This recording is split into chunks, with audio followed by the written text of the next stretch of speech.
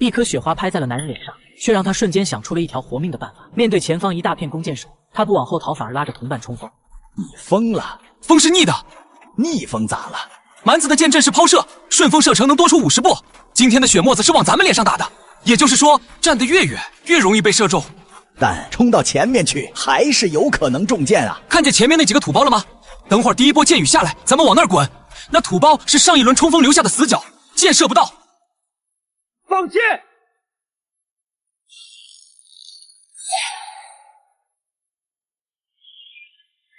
骑兵准备冲锋！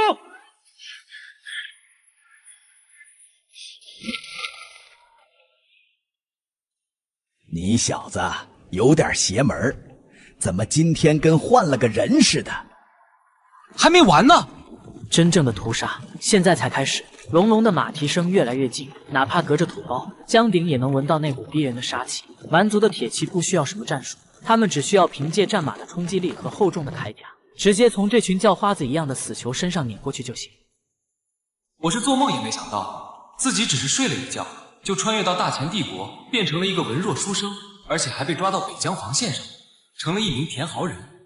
所谓的田豪人，其实就是专门用来消耗敌军箭矢、填平敌军陷阱的肉盾。在军籍册上，他们这帮人的名字早就被勾掉了，剩下的只有一个代号——炮灰。哼，我不会死在这儿，我还要想办法回去。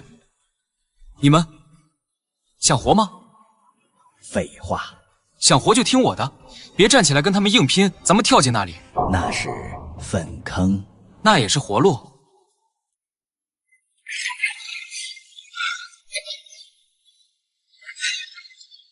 快，把毛尖斜着向上，抵在沟沿的冻土上。第一匹战马从他们头顶飞跃而过，马蹄带起的泥土溅了他们一脸。紧接着是第二匹、第三匹，前方的阵线瞬间崩溃，无数死囚被撞飞，被踩成肉泥，惨叫声交织成一片地狱般的交响乐。但就在这时，一匹战马或许是因为被地上的尸体绊了一下，前蹄没能完全越过这条浅沟，重重的踏在了沟沿上。就是现在，就是现在！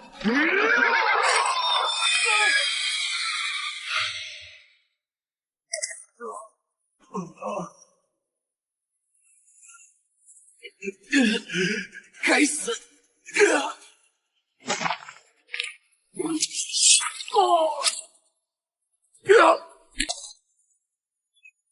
快把那蛮子的刀剪了，还有那件皮甲。哎，这还带着酒呢。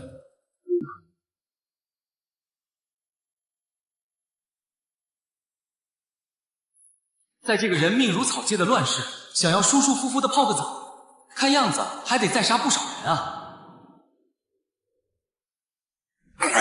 蛮子的马奶酒真是好东西。这瞎老头真是不简单，刚刚那一刀，精准的避过骑兵的铠甲，切到了脖颈的缝隙。这等功夫，没个几十年都练不出。这死囚营里，居然卧虎藏龙。瞎老头其实并不瞎，江鼎之所以这么叫，是因为他左眼皮上有一道恐怖的刀疤，把眼睛缝死了一半，看起来很像瞎子。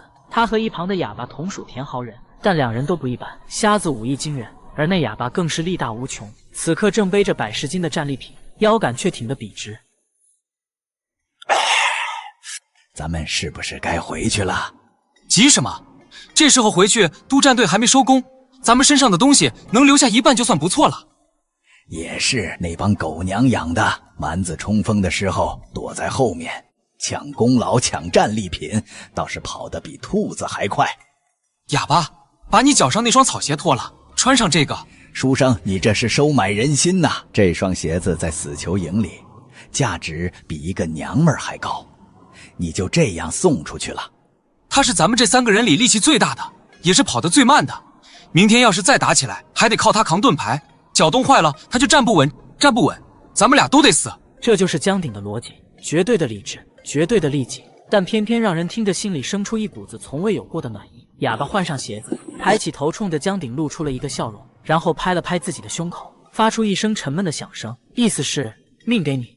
走吧，那帮吸血鬼应该撤了，咱们回去抢个好位置睡觉。死囚营的夜晚比战场更像地狱，为了防止哗变和逃跑，几千个幸存下来的死囚被赶进了一个巨大的围栏里。这里没有帐篷，只有几个用来取暖的火堆，所有人都在拼命往火堆旁边挤，为了争夺靠近火源的那一点点位置。打架斗殴是家常便饭。当江鼎带着瞎子和哑巴走进围栏的时候，立刻引来了无数道贪婪的目光。原因无他，他们太富了。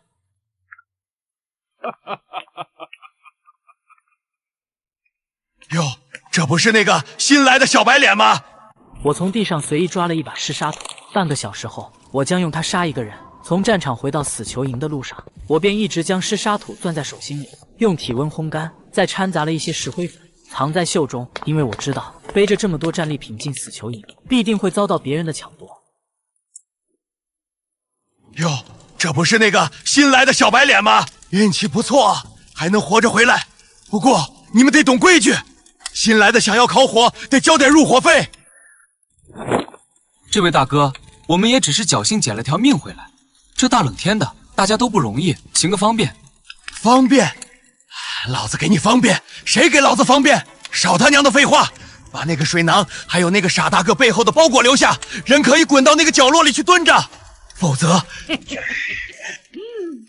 书生，这帮人是真敢杀人的。待会儿我拖住他，你带着哑巴往那边跑。那就是没得谈了。谈你！哑巴，撞！瞎子，刀给我。此时的刀疤流已经被同伙拖出了火堆，但半张脸都烧烂了，还在痛苦的抽搐。我提着刀缓步走来，他周围的小弟甚至都不敢上前，全被我刚刚的举动吓傻了。在这个地方想让人怕你，光靠拳头是不够的，你得让他们知道，惹了你，代价是他们付不起的。这地方我要了，谁有意见？很好，哑巴，把那块肉拿出来烤了。瞎子，把酒给我。哑巴，帮我找了个破瓦罐，装了些血，放在火边化开。你这是要干啥？洗脚。啥？在这儿洗脚？我都3天没洗澡了，身上都要臭了。洗个澡是不指望了，但至少得把脚洗干净。人活着总得有点讲究，不然跟这地上的死猪有什么区别？舒坦，疯子，跟着疯子混，总比跟着傻子死得快要好。而且我这个疯子能带你们活得像个人样。将军，这就是那个杀了蛮子百夫长的小子，看着有点不像个当兵的，倒像是个来踏青的公子哥。杀人实如恶鬼，享受实如贵胄。这种人要么是疯子，要么是天生的枭雄。那要把他调进亲卫营吗？不急，亲卫营太干净了，养不出狼，让他在这泥潭里再滚几天。我倒要看看他这只爱干净的野狗到底能咬死多少人。醒了？亏你睡得着。昨晚至少有3拨人想过来摸营，还有2个不长眼的想动刀子，让我卸了胳膊扔到粪坑里去了。哈哈，这不是知道你在旁边吗？辛苦了。谁干的？报告大人，是我。你就凭你这副小身板，能杀了刀疤流？这货虽然是个废物，但好歹也有一把子力气。在战场上比的不是谁力气大，是比谁脑子好使。这人昨晚想要抢夺大人的战利品，小的为了维护军纪，不得已才动了手。维护军纪，大人的战利品？少他娘的，跟老子扯淡！在这死囚营里，人命比草还贱，杀就杀了。但刀疤流欠老子5两银子，现在他死了，这笔账老子找谁算？敲诈我，那好办，最怕的就是你不要东西。哑巴，包给我。大人，刀疤流欠您的5两银子，这把匕首应该够抵了吧？这些都是那个蛮子身上的。大人，这些不重要，匕首抵那5两银子是替刀疤流还的债。此外，小人包里还有其他东西，想跟大人做个买卖。买卖？你一个死囚跟老子谈买卖？买卖？你一个死囚跟老子谈买卖？信不信老子现在就砍了你？这些东西照样是老子的。大人当然可以杀了我，但杀了我，大人也就只能拿这么一次。昨天的蛮子只是先锋，真正的大仗还在后头。我是读书人，懂点兵法，也会设陷阱。只要大人能给我行个方便，以后我在战场上摸到的好东西，5成不6成都是大人的。大人您想想，是杀鸡取卵划算，还是养一只会下金蛋的鸡划算？张麻子沉默一阵后，最终答应了我的交易。心满意足地把所有东西揣进怀里，这才装模作样地咳嗽了2声，冲着周围看热闹的死囚们吼道：“都看什么看？没见过处理军务吗？以后这片龟江江什么来着？江鼎。对，龟江鼎管。谁要是敢找他的麻烦，就是跟老子过不去。”你疯了！且不说那么珍贵的战利品，就说以后咱们打到的东西，真要给他交6成。6成？那是糊弄鬼的。战场那么乱，咱们摸到了什么？藏到了哪儿？除了天知地知，还有谁知？嘿，你这书生心真脏。这天中午，当别的死囚还在排队领稀粥时，我们3人却领到了3个硬邦邦的黑面膜，外加1小块咸菜疙瘩。但我并不满足，这只是个开始。下午的时候，张麻子又来了。这一次，他没来找茬，而是带来了一个让人心惊肉跳的消息：枪鼎，收拾一下，上面有人点名要见你。上面哪个上面？镇北军亲卫营，李将军的副官亲自来的，说是因为你那个献马坑有点意思，想问问话。是李牧之，那个大遣北境的定海神针，那个在后世史书上被称为悲情军神的男人。没想到这么快就要和历史名人见面了。死囚营，江鼎见过将军。听说你用粪坑杀了个百夫长。是。有意思，死囚营3000人都想逃跑活命，但只有你想到了在前方烂泥坑里藏身，还捅死了个百夫长。将军，我是个懒人，力气小，跑得慢，所以我只能动动脑子，用最省力气的办法保全自己，顺便让他们去死。你的手伸出来。虎口震裂，说明你不会用矛；下盘虚浮，说明你没练过武。眼神虽然狠，但那是被逼急了的狠，不是杀出来的狠。你是个聪明人，但不适合当兵。将军教训的是，我不想当兵，我原先只是个书生，现在想做个管账的先生。如果将军能赏个脸，把我调去后勤营，哪怕是去喂马，小的也感激不尽。想偷懒，我这人最看不得聪明人偷懒。既然你脑子好使，又不想出力气，那我就给你找个既能动脑子又能省力气的活儿。传令：死囚营江鼎杀敌有功，擢升为斥候标长。即日起，领死囚营第7小队，共计50人，划归镇北军前锋营节制。斥候标长，这哪里是省力气的活？斥候那是全军最危险的兵种，而且还是带着死囚营的那帮乌合之众。将军，怎么不敢？属下领命。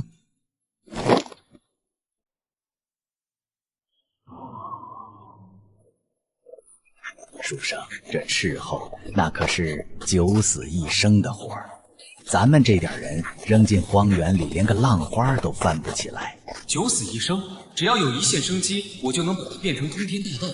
李牧之，你想拿我当刀使？行，那我就让你看看，这把刀一旦开了刃，到底有多快。你去哪儿？去挑人。既然给了我50个名额，那我就得好好挑挑。我要把这死囚营里的渣子、废物、变态都找出来。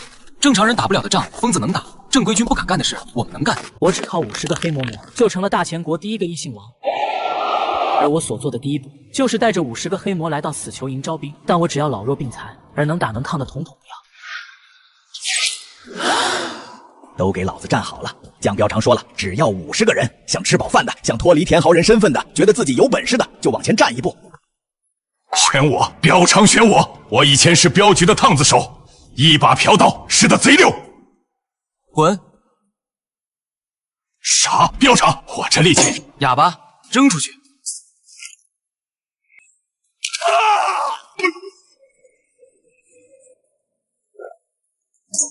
力气大有个屁用！去当斥候要的是脑子，要的是活命的手段。力气再大，你能大得过蛮子的铁浮屠，还是大得过那种能射穿城墙的巨弩？你出来！叫什么？回大人的话，小的没名字，大家都叫我地老鼠。犯了什么事儿进来的？偷了县太爷小妾的肚兜，顺便还拿了点银子。偷东西的时候被人发现了吗？没，绝对没。那天晚上县衙里养了3条恶犬，还有2个护院巡逻，都没发现我。要不是后来销赃的时候被当铺掌柜坑了，谁也抓不住我。行，留下了。瞎子，给他个馍。谢大人，谢大人。周围的死囚们都看傻了，他们都怀疑我脑子有病，选了个只会偷鸡摸狗的猥琐小贼。身材壮硕的镖师会被扔了出去，但接下来的半个时辰里，我的选人标准一次次刷新了所有人的认知。一个面黄肌瘦、走路都带喘的中年人被选中了，这人叫老黄，以前是个走江湖的郎中，因为用猛药致死了人被判了死罪。我选他的理由是敢下猛药，说明心狠，能治死人，说明懂毒。一个少了2根手指的木匠也被选中。此人双手虽然残缺，但却极其灵活，嘴里整天念叨着什么墨家机关术。直到最后50个人选齐了，但站在我面前的不是一支威武雄壮的军队，而是一群歪瓜裂枣。瞎子，你看这队伍咋样？一群杂碎，带这帮人出去，怕是都不够蛮子塞牙缝的。杂碎好啊！正人君子在战场上死得快，只有杂碎才能像野草一样，怎么踩都死不绝。都给老子听好了，我知道你们都是什么货色，在外面你们是人渣，是败类，是过街老鼠，但在我这儿你们是我的兵。我不管你们以前干过什么，也不管你们想什么，进了我的队就一条规矩，听话有肉吃，不听话连死都是奢望。说完，我便让这群杂碎在原地等待，自己则带上瞎子和哑巴前往后勤处。但去那不是为了要装备，而是为了看看那边有没有一些没人要的破烂。新来的斥候膘肠，给，这是你们的装备。就这些，这刀都成什么样了？爱要不要？猛火油、装水的破陶罐、生石灰。大人，那些破烂应该没人要吧？那是准备扔掉的废料，怎么你们这帮叫花子连垃圾都要捡？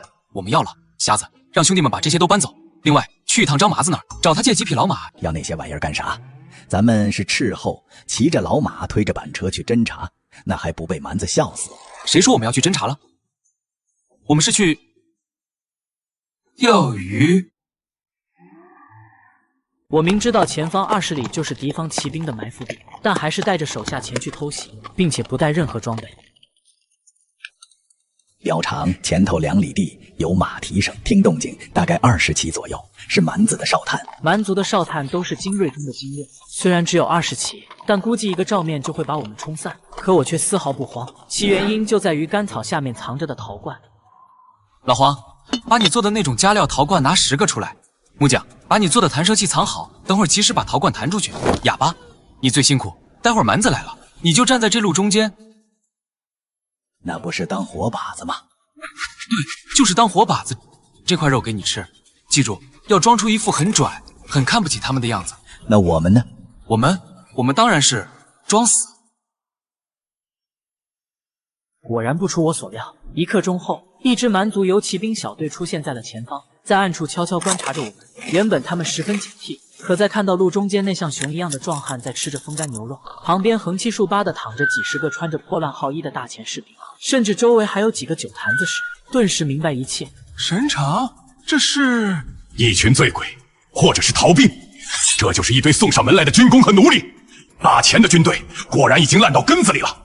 兄弟们，冲上去！那个大个子留活口，带回去做苦力，剩下的全都砍了。那个坐在车上的，把他那身皮袍子给我扒下来。进了100步，10步，30步，点火！进了100步，10步，30步，点火！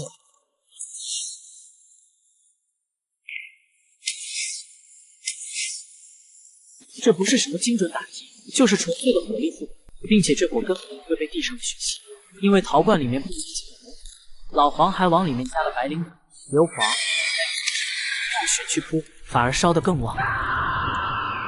这就是我给你们上的第一课——化学战。风雪渐渐停了，但鬼窟岭前的这片雪原上，热度却还没散去。那20名不可一世的蛮族游骑兵，已经被这种来自后世的炼狱配方活活烧死。吐完了吗？吐完了就干活。你是贼，搜身这种事不用我教你吧？膘肠，这还能搜出啥？都烧成这样了。烧的是皮肉，金银怕火炼吗？还有那几匹马，除了被烧死的那几匹，剩下受惊跑散的，哑巴已经去追了。咱们今晚能不能吃上炖马肉，就看你们手脚麻不麻利。听到炖马肉3个字，周围那些原本还一脸惊恐的死囚们，眼睛里瞬间冒出了绿光，此刻像是被血腥味刺激到的秃鹫一拥而上。他们在尸体上翻找，甚至为了争夺一把还没完全烧火的弯刀而互相推搡。眼前这帮人真是一群疯狗。疯狗好用，但疯狗也容易咬手，得给他们立规矩，得给他们喂肉，也得给他们套上链子。老黄，膘肠，您吩咐。那边有个神长，还没死透。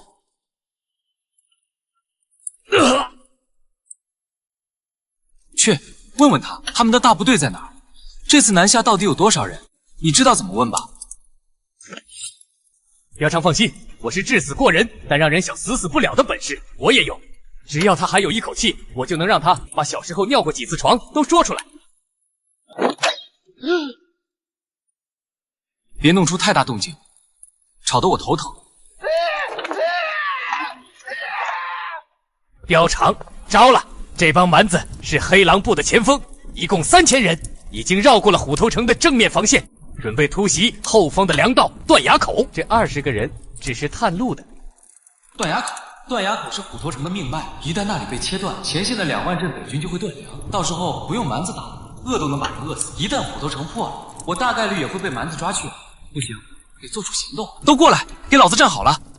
今天这一仗打得还行，但是按照死囚营的规矩，你们手上这些东西都要上交，然后他们能奖励咱们几个黑面膜。可在我江鼎的队里，规矩我说了算。马肉今晚管饱，马皮做靴，一人1双，金银平分。回了城，老子想办法给你们弄酒、弄女人。标长，这不合规矩吧？这可是杀头的罪名，要是让督战队知道了……哼，督战队在这片荒原上，老子就是规矩。不过，如是谁没按我的规矩办事儿，或者是把今天的事儿往外漏半个字，老黄，你的那些药粉还有剩下的吗？有，多的是。那种药吃了之后人不会死，但全身的皮会一点点烂掉，痒的你想把自己骨头挠出来。听明白了吗？明白了。回答声整齐划一。这群疯狗在肉骨头和大棒的双重刺激下，终于低下了头颅，认了我这个看起来文弱的主人。标长，咱们回营。回个屁！没听老黄说吗？蛮子要偷袭断崖口，咱们现在回去，那帮正规军的大爷们肯定还要开会扯皮。等他们动起来，粮道早就被断了。那咱们去断崖口，咱们这点人去送死啊！那可是3000蛮子。不打，我们是斥候，任务只是送信，只是普通的送信。那帮大爷未必信，咱们得送一份大礼。地老鼠，蛮子旗帜拿来，木匠帕衣服做草人，绑马后，咱们去演场大戏。再快一点，再成1里。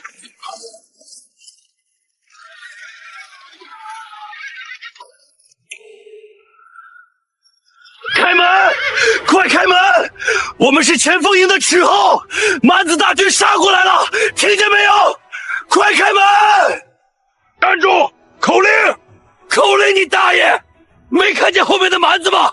老子的兄弟都死绝了，那是黑狼部的主力，快放老子进去报信！要是耽误了军情，李将军砍了你的脑袋！是黑狼部的辫子。难道探报是真的？千夫长看着这人头，再看远处那漫天的烟尘和隐约传来的喊杀声，顿时不再怀疑。可他不知道，那烟尘是我令人在蚂蚁巴上绑树枝拖出来的，而那动静则是瞎子带着人在后面敲锣打鼓。开门，快放他们进来，准备迎敌。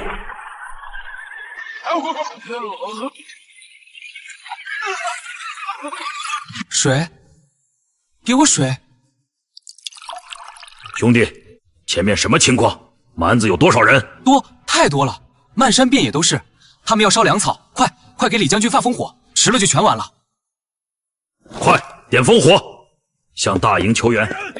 随着千夫长一声令下，断崖口的3座烽火台瞬间燃起了冲天的狼烟，我的嘴角微微勾起了一抹得逞的笑意。这烽火一点，整个北境防线都会动起来，李牧之的大军会立刻支援这里，那支准备偷袭的蛮族3000人不死，敢露头就会被秒。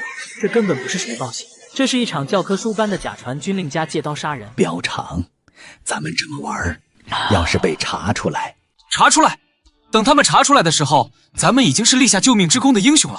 而且今晚这顿饭有着落了，听说断崖口的伙食不错，有肉包子。大人赏口吃的吧，兄弟们3天没见粮了，当个饱死鬼也不枉了。管够，肉包子管够！来人，把库里的酒也搬出来，让兄弟们吃好喝好。这也行。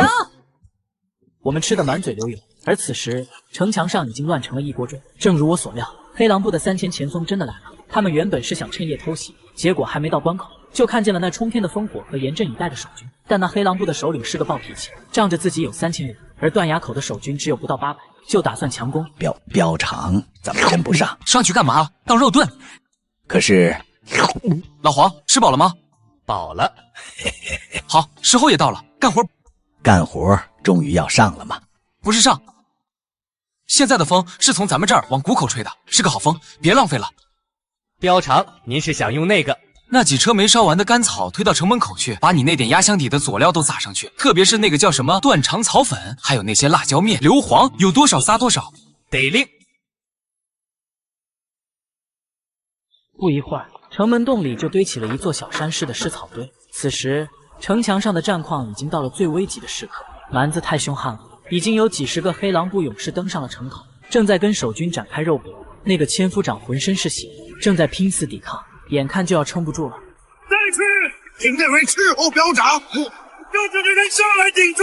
快去！是，我这就去。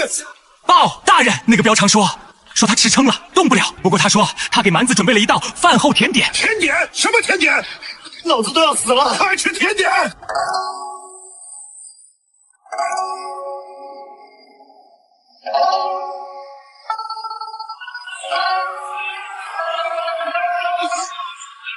这是什么鬼东西？痒，好痒啊！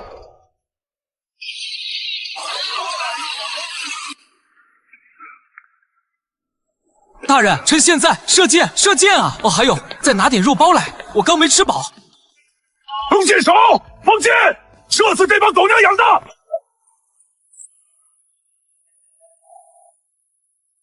援军是李将军的亲卫营。李牧之来了，他带着3000黑甲铁骑，如同一道黑色的洪流，狠狠地撞进了蛮族混乱的后阵。不到半个时辰，战斗结束。他骑着高大的黑鳞战马走进断崖口，可第一件事就是寻找我在哪。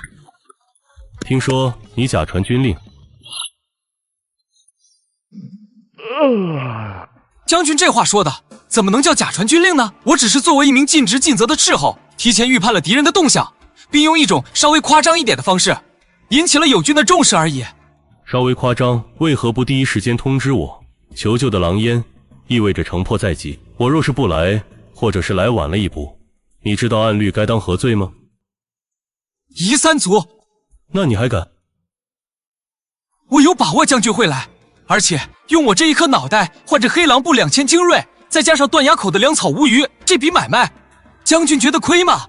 从死囚营的陷马坑到断崖口的毒烟阵，再到这胆大包天的烽火戏诸侯，这人够狠、够胆、够无赖。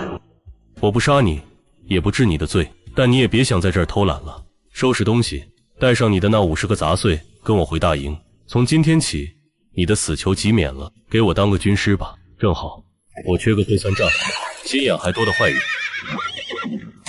膘肠，咱们这是升官了？升个屁！这是被大资本家看上了，以后怕是要把咱们当驴使唤了。大资本家，这是活着的滋味。膘肠，哦不，现在该叫江参军了。您说这李将军到底是个啥意思？给您封了个参军，却连个正经的官印都没给，就给了这一顶破帐篷和这桶热水。你懂个屁！这桶热水比官印值钱，这说明在李牧之眼里，我是自己人，是可以关起门来过日子的。要是真给我那个大印，让我去跟那帮眼高于顶的将军们混在一起，那才叫遭罪。可是刚才我去领物资的时候，听见那帮亲卫说，朝廷派来的那个监军太监刘公公正在中军大帐里发飙呢，说是要治咱们烽火戏诸侯的罪，还要把您的脑袋砍了挂在旗杆上。刘公公，大前王朝之所以烂，一半是因为皇帝昏庸，另一半就是因为这帮太监。打仗不行，搞钱内斗第一名。李将军，咱家的话你是不是当耳旁风了？那个叫江鼎的死囚谎报军情，点燃烽火，害得三军妄动，空耗粮草。按大前律例，这是斩立决的死罪。你不仅不杀他，还封他做什么参军？怎么，这镇北军是你李家的私军不成？刘公公言重了。江鼎虽然手段过激，但他不仅保住了断崖口的粮草，还全歼了黑狼部2000精锐，功过相抵，甚至功大于过。我用人只看本事，不看出身。本事，一个只会用毒烟下三滥手段的泼皮无赖也能叫有本事。咱家听说他在断崖口还私吞了战利品，甚至逼着守军给他做肉包子吃。这种目无军纪的兵痞，若是重用，朝廷的脸面何在？圣上的威严何在？脸面，公公，这里是北境，是死人堆，脸面挡不住蛮子的弯刀，也换不来百姓的安宁。若是能打胜仗，别说是个兵痞，就算是条狗，我也供着。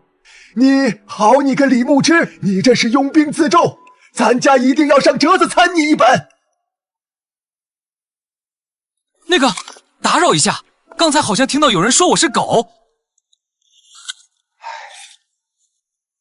哟，这位穿的跟个红包似的，莫非就是传说中的刘公公？疯子，见到监军大人还不下跪？我这人膝盖有毛病，跪天跪地跪父母，就是跪不下去没根的东西，这是病，得治。可惜这里没药。你说谁没根？谁答应就是说谁呗。再说了，公公刚才不是要砍我的脑袋吗？都要杀我了，我还跪你，那我不是犯贱吗？你，来人，给我拿下！乱刀砍死！你，来人，给我拿下！乱刀砍死！够了！公公，江参军是我请来议事的，如果您觉得不是，可以先回帐休息。好的很。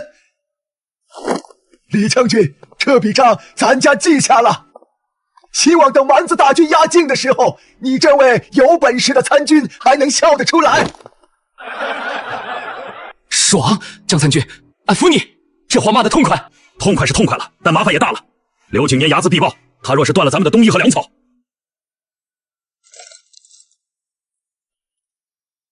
骂舒服了，还行，7分饱。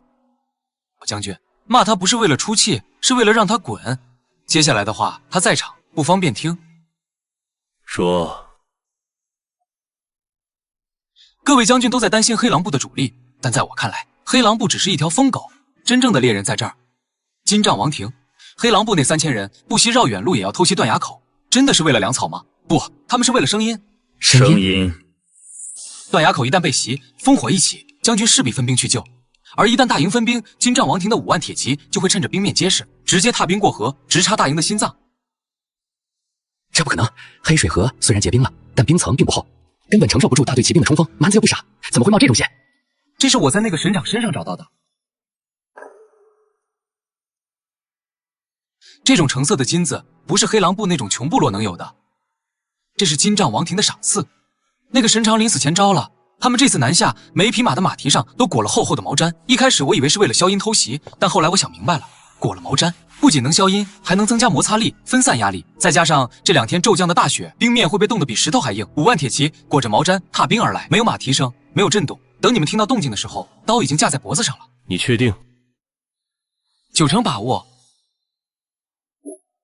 你既然知道他们的计划，为何还要点燃烽火台引我前来？你可知后果？你既然知道他们的计划，为何还要点燃烽火台引我前来？你可知后果？知道，但我有更好的应对之策。可现在调兵去河边布防来不及了，而且如果蛮子不来，咱们主力一动，正面防线就空了。所以不能调兵。既然他们想踏冰过河，那咱们就请军入瓮。请军入瓮。对，水能载舟，亦能覆舟；兵能过人，亦能吞人。我需要3000个陶罐，500车干柴，还有刚才那个刘公公帐篷里的所有好酒。准了，传令全军听江参军调遣。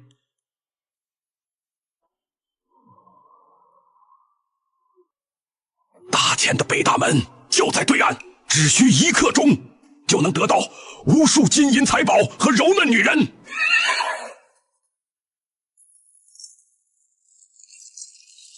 可惜了。可惜什么？可惜了刘公公那几十坛100年的女儿红啊！现在倒好，全给倒进冰窟窿里喂鱼了。你确定管用？冰层厚达3尺，若是炸不开，咱们这2颗脑袋明天就得挂在金帐汉王的帐篷里了。将军，这叫科学。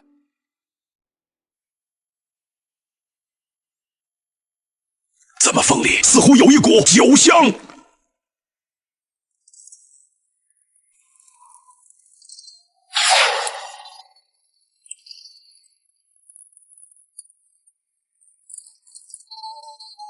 上菜了。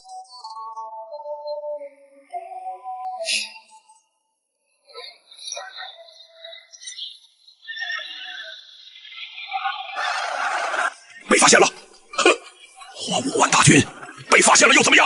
哼，花5万大军被发现了又怎么样？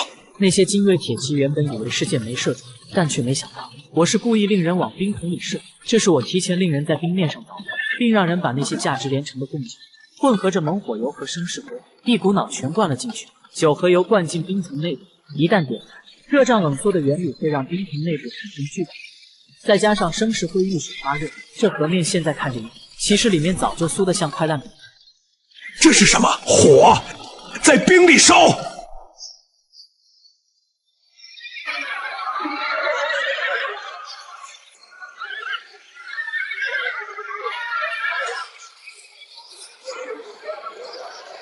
长生天啊，这是妖术！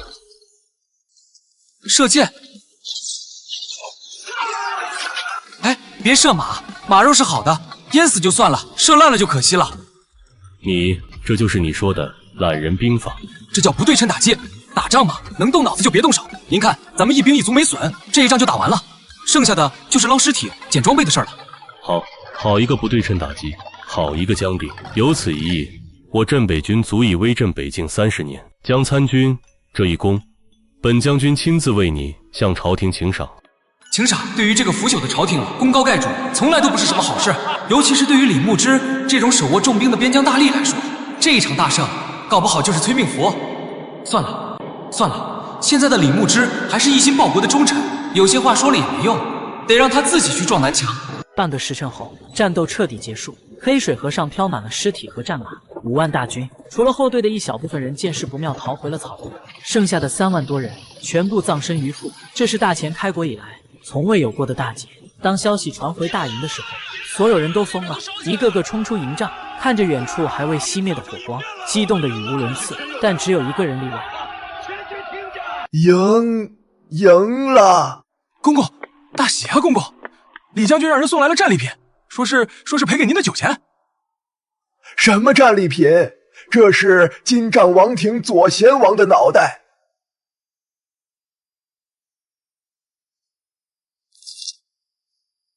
酒是好酒，头是好头，这买卖公公不亏。30坛酒换了一个左贤王的脑袋，这份军功报上去，我这个监军也是大功一件。可为什么自己脖子这么凉？那个江鼎果然有点东西，既然招惹到他了，那就得想办法先杀了他。还有那个李牧之如此大胜，声望必将如日中天，到时候陛下还能坐得住吗？哎，那个马鞍子别扔，那是犀牛皮的，值钱着呢。地老鼠，一个兔崽子，那个蛮子的金腰带别硬扯，扯断了就不值钱了。将军，此人太过贪婪，且行事毫无底线。这一仗虽然赢了，但日后若是让他掌权，贪婪、贪财好色，那是给人看的破绽。若是他真的无欲无求，那才叫可怕。传令全军造浮桥、渡河，趁着蛮族胆寒，给我推平金帐王庭。我要用这蛮族汉王的脑袋，为我大前换30年太平。发了，真他娘的发了！还剩几匹活马？差不多几百匹，而且都是好马，拉到黑市上去，少说也能换个几万两银子。这点出息，这些马是咱们的命根子，给多少钱都不卖。咱们斥候队以后要扩编，没马怎么行？扩编参军，将军不是只给了咱们50个名额吗？名额是死的，人是活的。哟，这不是江参军吗？昨晚那一仗打得真是惊天动地，江参军神机妙算，火烧连营，这一战足以载入史册。少来这套，来干嘛的？你就明说吧。嘿嘿，江参军按照军中规矩，这战场打扫完了，战利品得归公，由后勤处统一清点入库。您看，我把车都带来了。我看谁敢！我看谁敢！这是军规啊！江参军，虽然您立了大功，但私吞战利品可是死罪。这要是让监军刘公公知道了，哎，我没说不给啊。那江三军的意思是，这些东西入库也是烂在库房里，或者被你们倒卖了，不如咱们做个买卖。这些你可以拉走一半，怎么处置我不管，但是我要换3样东西，够500人吃半年的细粮，1000斤上好的精铁，还有我知道死囚营和民夫营里有不少手艺人，你让我挑几百个，把他们的集器给我。江参军，您这可是狮子大开口啊！粮还好说，那铁和人，那一半战利品里有一块左贤王的丝印，是纯金的，那玩意儿要是熔了，谁也不知道他原来是个啥。江神君果然是个爽快人，成交。不过那铁我只能说是战损消耗掉的，您可得给我兜着点。参军，那么多好东西，就换了点粮食和铁疙瘩，这也太亏了吧？亏？这大钱的天下快要乱了，到时候拿着金子只会被人抢，只有手里握着刀，肚子里有粮，才能被人叫一声爷。江参军，李将军有请。又请？什么事？京城来人了，不是普通的传旨太监，是绣衣卫的人。绣衣卫在大前，绣衣卫就是皇权的鹰犬，是所有官员和百姓的噩梦。他们只听皇帝一个人的命令，有先斩后奏之权。你知道他们来干嘛吗？参军，他们半个月前就出发了，听领头的那个千户的意思，他们是带着圣旨来整顿军务的。整顿军务？这是朝廷想动李牧之了吧？有意思，走吧。既然京城的贵客大老远跑来整顿，咱们怎么也得去见见。我倒要看看，面对这漫山遍野的蛮子尸体，他们那张问罪的圣旨还念不念得出口？李牧之，接旨吧。念。好大的架子，不过也罢。听完这道旨意，我看你这架子还端不端得住。奉天承运，皇帝诏曰：镇北将军李牧之受命御边，然其拥兵自重，畏敌如虎。月余以来，坐视蛮族寇边而不敢战，致使北境粮道受阻，百姓流离，朕心甚痛，着急革去李牧之镇北将军之职，收回兵符，押解回京受审。钦此。怎么还不接旨？李将军，抗旨不遵可是夷三族的大罪。咱家这次带来的绣衣卫虽然不多，但这圣旨的分量你掂量得清吗？若是我掂量不清呢？但这圣旨的分量你掂量得清吗？若是我掂量不清呢？你是何人，敢在御前失仪？我是谁不重要。将军，这瓜子有点潮了，下次让后勤处炒干点。飞鱼符、绣春刀，真威风。就是这脑子好像不太好使。放肆！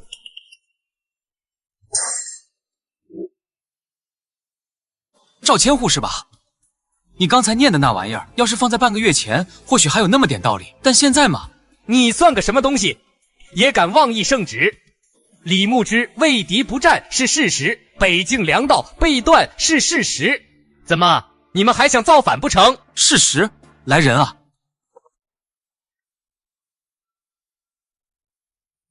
打开。这是金帐王庭左贤王阿史那损。昨晚他在黑水河想要过河吃夜宵，结果不小心掉进冰窟窿里淹死了，顺便陪葬的还有他麾下的3万精锐铁骑。不可能，3万精锐，就凭你们这缺粮少马的镇北军，简直是满口胡言。这肯定是你从哪儿找来的死囚冒充的。冒充？刘公公，您别躲在一旁装死了，您是监军，这左贤王的脑袋长什么样，您应该比谁都清楚吧？这可是昨晚刚用您的好酒换来的，您不出来验验货？赵千户，这确实是左贤王的首级，咱家昨晚亲自验看过的。真的是左贤王灭了3万主力。那这道圣旨算什么？昨晚一战，我军将士把命都填进了黑水河，才换来这北境的安宁。结果京城没送来一粒粮食，反而送来了这道要杀我头的圣旨。赵千户，你觉得这道旨意我该接吗？这满营的将士会答应吗？李将军息怒，既然军情有变，那咱家自然会回京如实禀报。但这圣旨，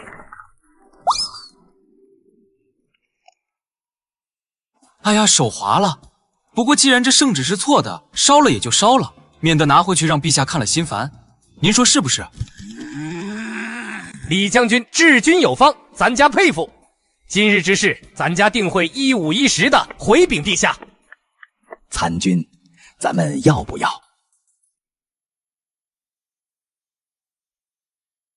不急。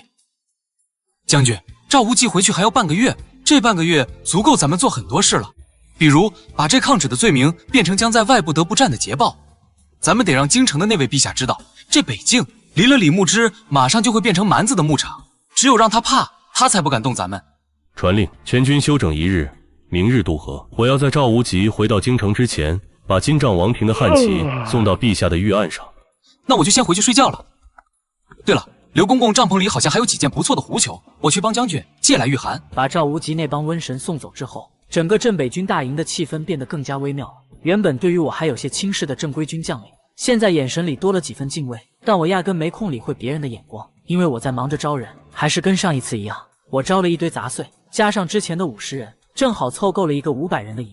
接下来的3天，我拿出图纸，令木匠做出了几百块雪橇、几百个神臂弩，令新招的铁匠做出带倒刺的箭头，并且让老黄在箭头上涂上剧毒，一切准备就绪。当第3天的傍晚，李牧之来到我的营中，看到这堆杂碎正趴在雪地中，整个人都傻了。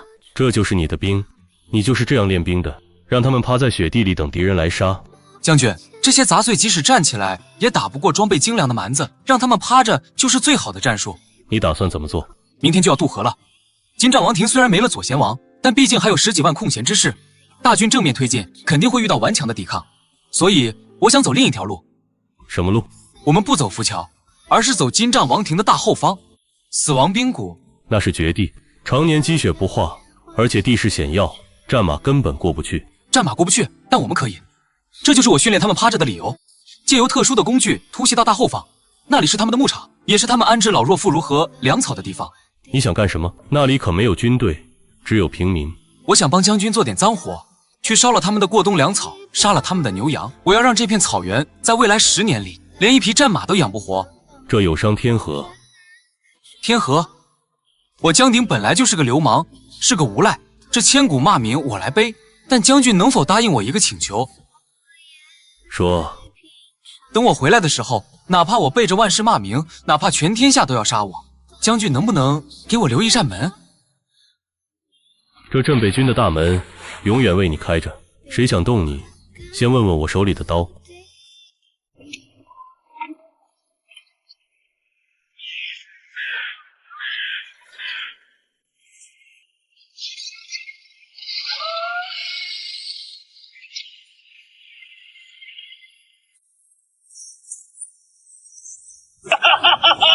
这玩意儿神了，在这鸟都飞不过去的地方，咱们竟然能跑这么快！哇！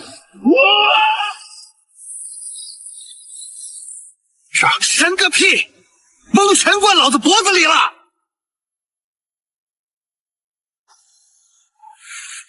嘿嘿，参军您就忍忍吧，前面就是鹰嘴崖了。前面要跳了，抓紧！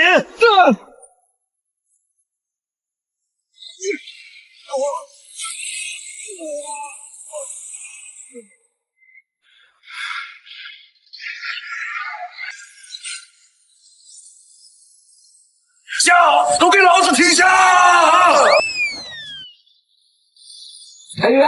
大点快给我拉出来！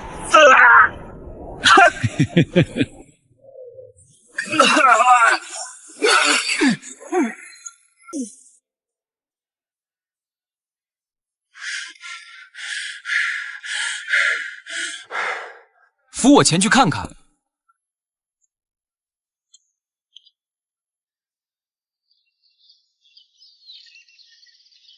乖乖，这得多少牛羊啊！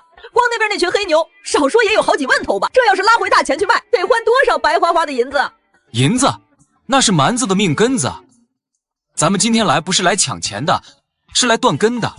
参军那儿好像有不少女人和孩子，咱们带了那么多火油和毒药，这一把火烧下去，这帮人怕是活不成了吧？铁头，你打铁手艺不错，但我这支队伍不只需要铁匠，还需要你们都听指挥。你当了好人，蛮子就会放过你吗？他们吃饱了，明年春天就会骑着咱们的马，拿着咱们的刀去杀咱们的爹娘，去抢咱们的女人。国战只有死人和活人，你想当活人，就得把敌人变成死人，哪怕他是老人是孩子，只要他是蛮子，那就是敌人。都听明白了吗？这就对了。老黄，你的那些宝贝呢？拿出来晒晒。都在这儿呢。这是断肠散，这是疯牛粉，还有这个，这是我新配的绝户水。只要往井里滴一滴，方圆10里的牲口喝了，3天之内全得拉血拉死，真够毒的。不过我喜欢，都围过来。听好了，现在是申时，离天黑还有2个时辰，咱们分头行动。哑巴，你带50个身手最好的去摸那4个哨塔，记住，别用刀，用弩，箭头上都给我抹上老黄的毒，见血封喉那种，别让人喊出声来。地老鼠，你带100人去水源，每口井里都给我撒上料。另外，我看那边有不少羊圈，你顺手把羊圈的门都给我打开，在门口撒上那个什么粉来着？疯牛粉。对，疯牛粉。我要让这几10万只羊自己跑出来，满草原乱窜。木匠，你带人去草料场，把猛火油都给我浇上去，等我这边的信号一起点火。剩下的人跟我去牛栏，咱们给蛮子送一份大礼，一份让他们几10年都忘不掉的白栽。参军动手吗？急什么？等哑巴的信号。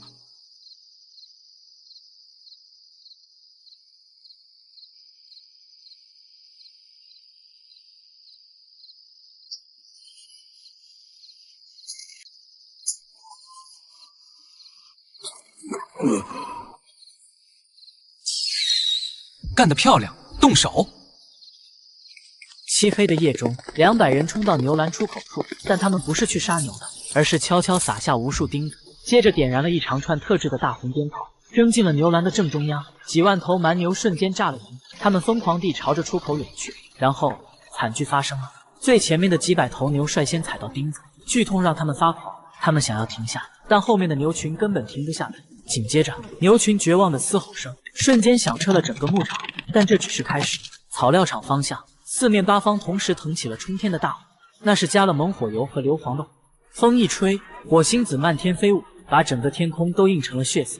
营地瞬间乱成了一锅粥，受惊的羊群满山遍野的乱窜，撞翻了火盆，引燃了更多的帐篷。而水源边，那些想去打水救火的人，刚喝了一口水，就开始捂着肚子在地上打滚，口吐白沫。蛮族的千夫长提着刀冲出来，看着眼前这一幕，整个人都傻了，因为他看不到任何一个敌人，只有炼狱一般的景象。这鬼天气真要我老命啊！参军，这次咱们可是发了大财了！光是我手底下那帮弟兄摸来的金银细软，少说也有2000两。回去以后，咱们能不能把那个怡红院给包下来？出息！这些钱不能动，先把装备换换。工欲善其事，必先利其器，懂不懂？懂。参军是读书人，说啥都在理。参军有情况，前面3里地的那个山口有一队人马正往北跑，看那车辙印子深得很，肯定是重车。往北跑？蛮子的主力都在南边，北边是极寒冰原，去那儿找死？也觉得奇怪，而且那队人马不多，也就100来号人，但是护卫很硬，清一色的弯刀黑甲，看那架势像是窃薛军。窃薛军，金帐韩王的亲卫军，每一个都是万里挑一的勇士，号称长生天的弯刀。平时这种级别的军队只会守在王帐周围，怎么会出现在这种荒郊野岭，还护送着车队往北跑？有点意思。这大雪封山的，不在热乎的帐篷里待着，非要往冰原上跑。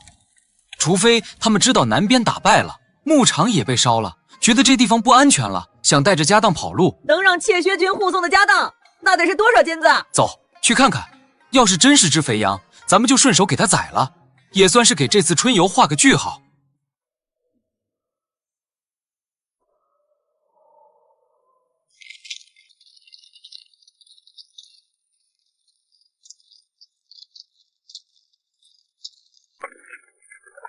乖，这马车车轴都是铜包的，这哪是逃难？这是皇帝出巡吧？金帐王族的标志。瞎子，你说蛮子的汉王有多少个儿子？那谁知道啊？听说那老东西种马似的生了几10个，不过能用这种车架的肯定是最受宠的那几个。那咱们这回是撞大运了。神臂弩准备，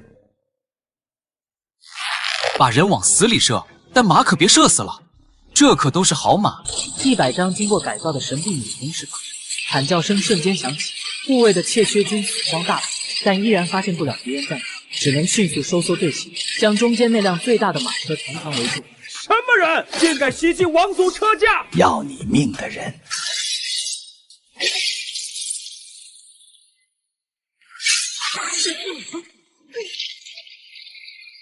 混战爆发了，我在远处观察着战场。本来怯薛军就只有100人左右，开始就被射死了50-60人，再加上毒弩的作用，根本无力抵抗我这500人的杂碎，很快便全部战死。此刻，整个战场上只剩下那辆孤零零的金丝楠木马车。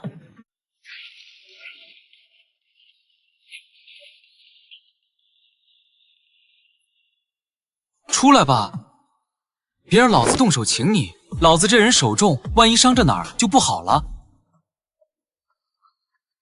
哑巴，把鼎给我掀了！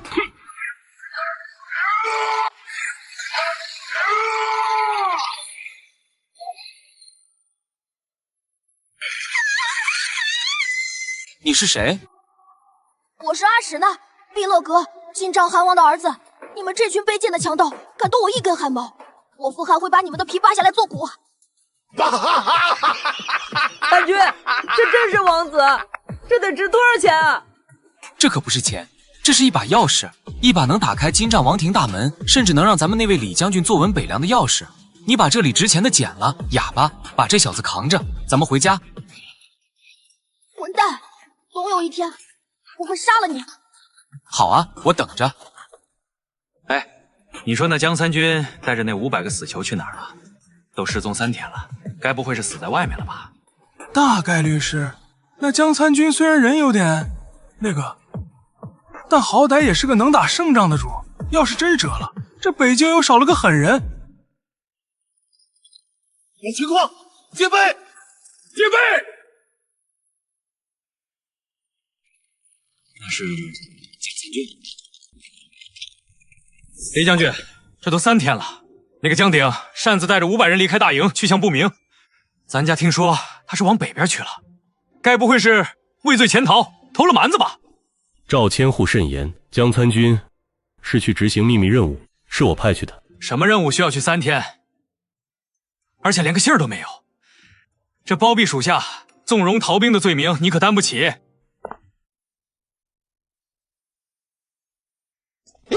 赵千户，您这嘴是开过光的吧？怎么就把我想的那么不堪呢？你没跑，将军，幸不辱命，回来了就好。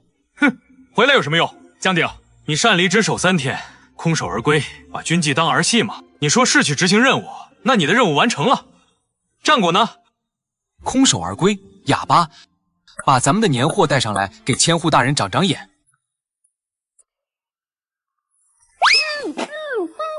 这是。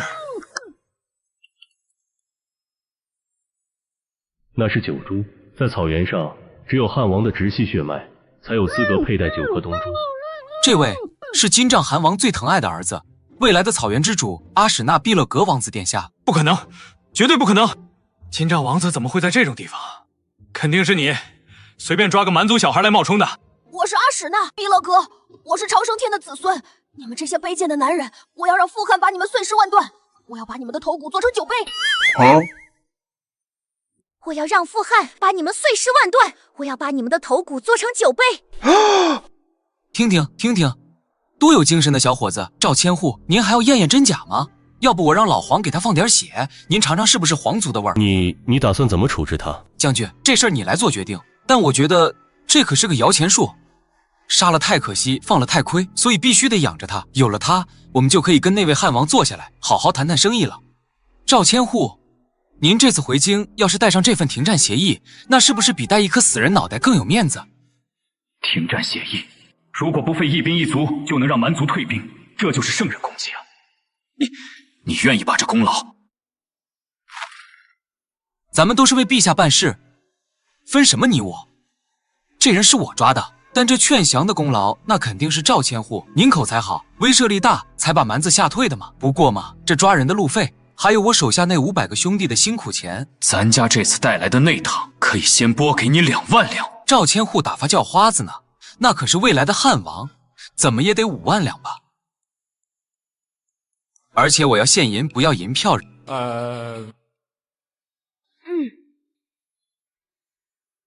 行，5万两，但人必须交给咱家带走。那可不行，人必须留在镇北军大营，这是底线。为什么？要是交给你带回京城，路上稍微有点风吹草动，蛮子的刺客就能把你剁成肉泥，或者到了京城，被那帮文官当成祥瑞养在笼子里，那他就不值钱了。赵千户，你要的是功劳，我要的是实惠，将军要的是边境安宁，咱们各取所需，何必非要争那一颗人头呢？好，人留下，但那份停战协议必须有咱家的名字。成交。你真的要跟蛮子谈和？以现在的局势，我们完全可以乘胜追击。将军，穷寇莫追，蛮子这次是被打疼了，但骨架还在。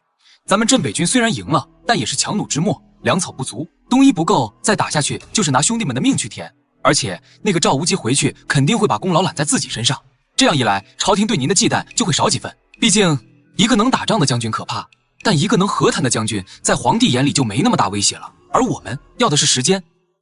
你打算做什么？给我1年时间，我就能用这5万两银子，还有这个小王子，把这北境养成咱们自己的铁桶。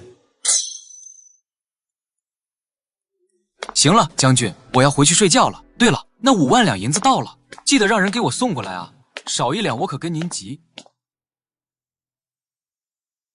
这混蛋！赵无极走的第2天，5万两现银就送到了我的营帐里。不得不说，秀一卫效率确实高，再加上之前从草原上抢来的土特产，我手中已经握着小10万两的家底，让一群弟兄们激动不已。参军，咱们分了吧。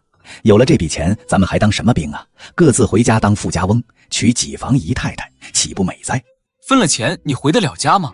你信不信，离开了李牧之，还没等你走出北境，秀一卫的刀就会架在你脖子上，把你像杀猪一样宰了，把你吞进去的银子连本带利的抠出来。我清楚的知道这笔钱要花在刀刃上，只给了弟兄们每人100两，剩下的就让他们去改良装备，又或是收购粮食。安排完所有事，我这才想起来，那位金贵的碧乐阁小王子还在营帐外的笼子里关着。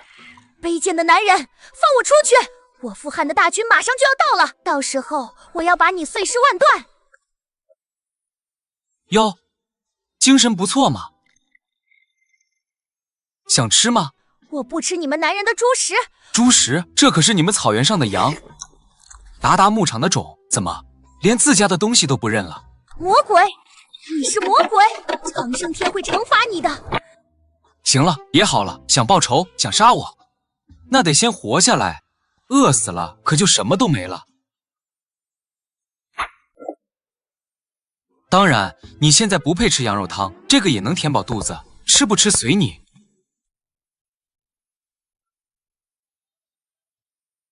小子，你恨我吗？恨，我要杀了你。很好，记住这种恨。你的那些哥哥弟弟们现在估计正巴不得你死在外面呢。你死了，汉魏就是他们的了。说不定这次你之所以会出现在阴山背面，就是有人故意泄露了行踪。你想说什么？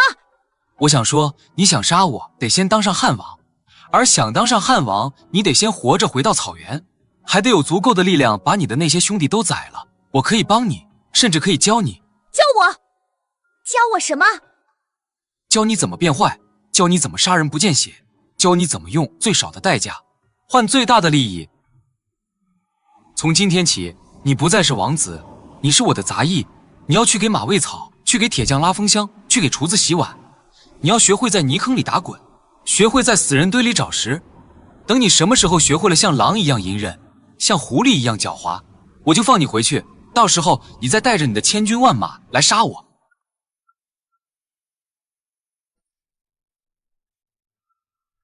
对了，那个黑面膜别扔了，今晚没饭，那是你唯一的口粮。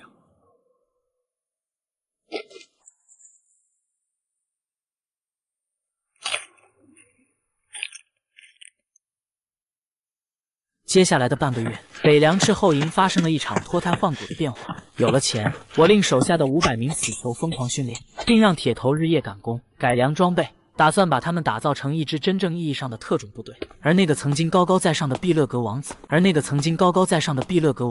竟真的成了营地里的小杂役。天不亮就要起来喂马，之后便是干一天的杂活。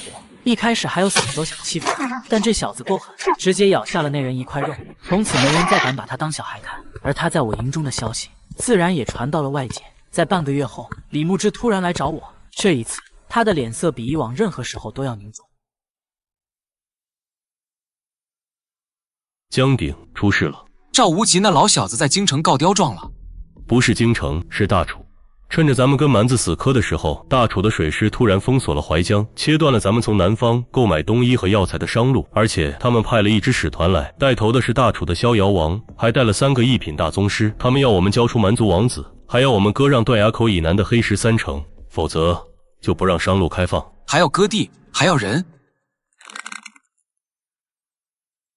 好，谁说朕的绣衣卫只会抓人？看看赵千户单枪匹马深入北境，凭3寸不烂之舌，不仅喝退了金帐王庭的大军，还带回了蛮族的启降书，不费一兵一卒解了北境之围，这才是朕的肱骨之臣。陛下圣明，绣衣卫此举扬我国威，只是这李牧之拥兵自重，虽有守土之责，却无进取之心。若非赵千户督战，这北境怕是还是一潭死水。严爱卿言之有理，传旨。赵无极劳苦功高，赏金1000两，生绣衣卫指挥爷事。李牧之守土有功，加封太保虚衔，赏御酒10坛。令北境苦寒，人丁稀少。朕闻河南到金岁大旱，流民遍地，着令户部，将河南道10万流民尽数迁往北境虎头城安置。命李牧之妥善安顿，务必让流民有衣穿，有饭吃。若有饿死冻死者，朕拿他是问。李牧之，既然你兵权不交出来，朕有的是办法对付你。北京本来就缺粮，再给你10万张吃饭的嘴，看你这回怎么办。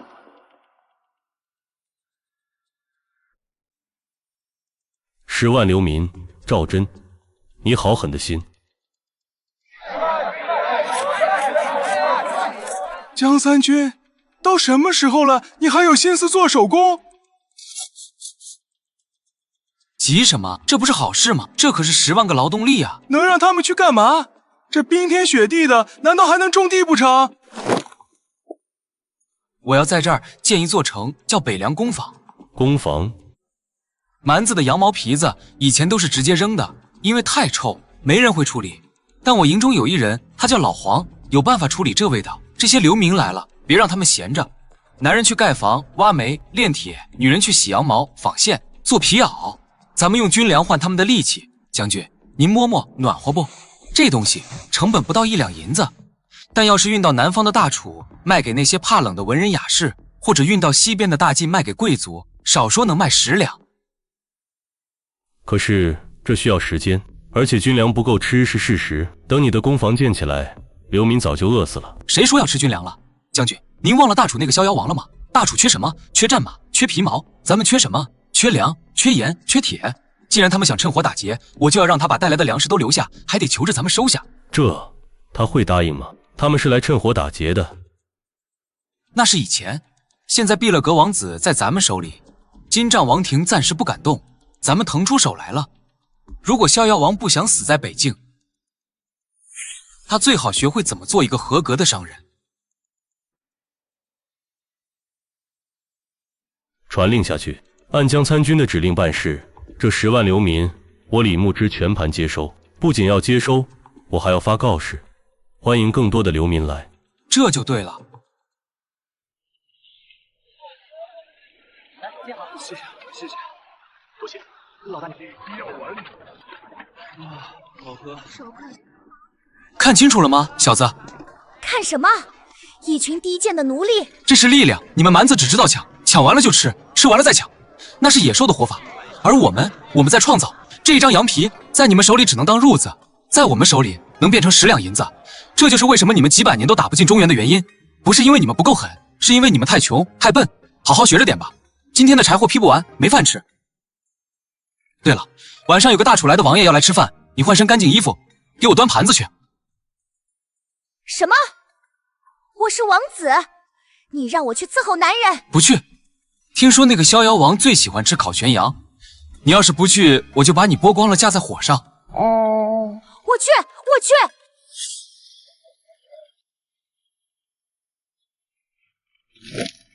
这李牧之是疯了吗？弄这么多叫花子来干什么？这位太难闻了。王爷稍安勿躁，李牧之这是在向我们示弱，也是在示威。示弱是哭穷，想要咱们的粮食；示威是告诉咱们，他有人虽然是流民，但给口饭吃就是兵。哼，一群乌合之众。本王这次带来了30万担粮食，还有能够打通南方商路的通关文牒，我就不信他李牧之不低头。黑石3成，本王势在必得。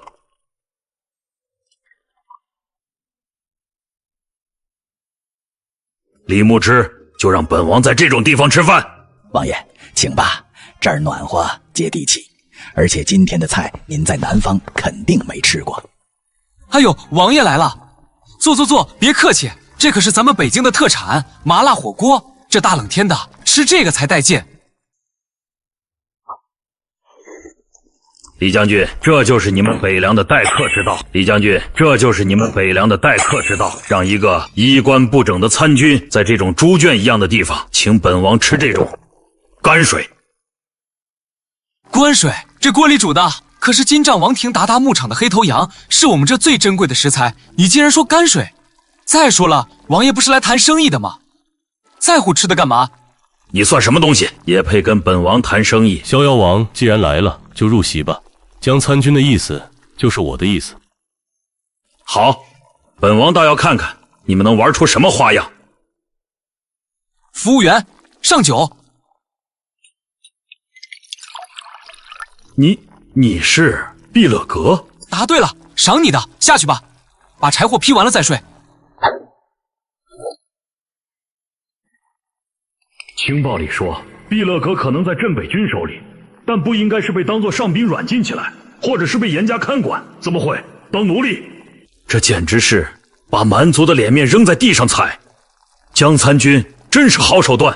逍遥王雄一深吸了一口气，经过这一事件，他知道今天这谈判主动权已经不在他手里了。原本我猜他想用粮食逼李牧之交出毕勒格，然后大楚再把毕勒格送回金帐王庭，以此换取蛮族对大楚边境的忽视权。但现在毕勒格已经被我折辱成这样了，若是送回去，金帐汉王看到的不是大楚的善意，而是儿子当奴隶的耻辱。大楚不仅落不到好，反而会惹一身骚。过奖过奖，王爷，咱们打开天窗说亮话吧。黑石3成不给，毕勒格王子不给，但我们还是想要王爷手上的粮食。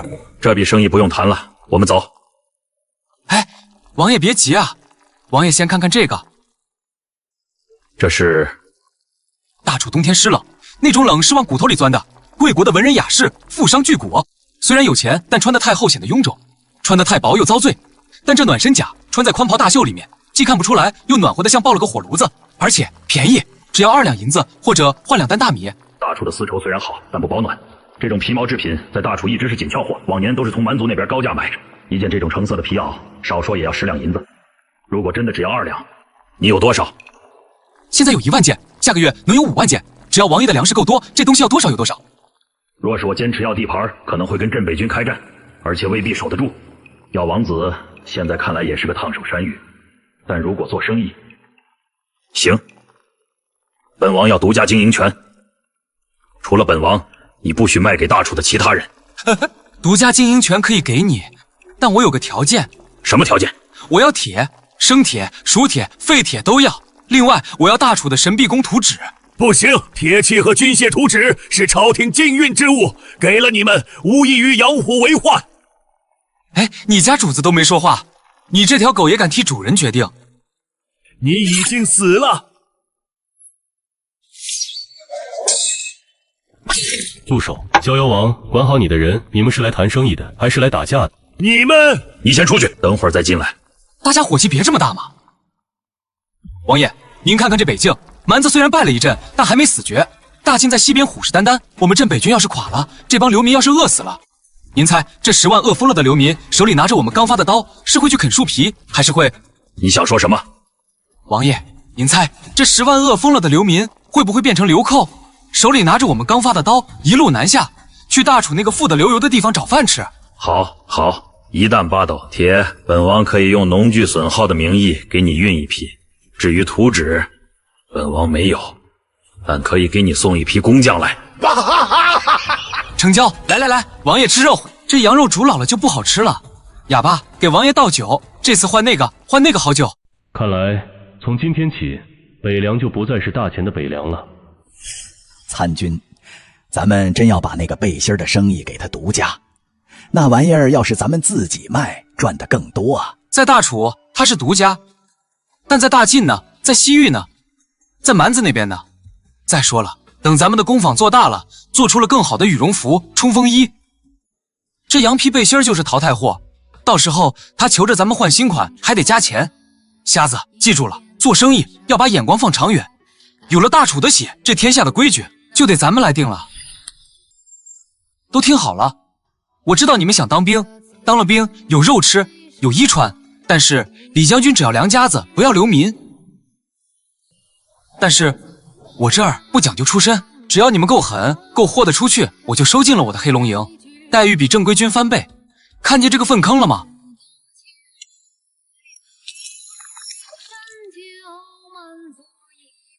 这坑里有500文钱，谁下去把钱摸出来，这钱就是谁的。而且摸出来的人以后就是我江鼎的兄弟。怎么嫌脏，连屎都不敢吃，还想在乱世里吃肉？都散了吧，回去接着啃树皮。我来，连屎都不敢吃，还想在乱世里吃肉？都散了吧，回去接着啃树皮。我来，大人，摸到了。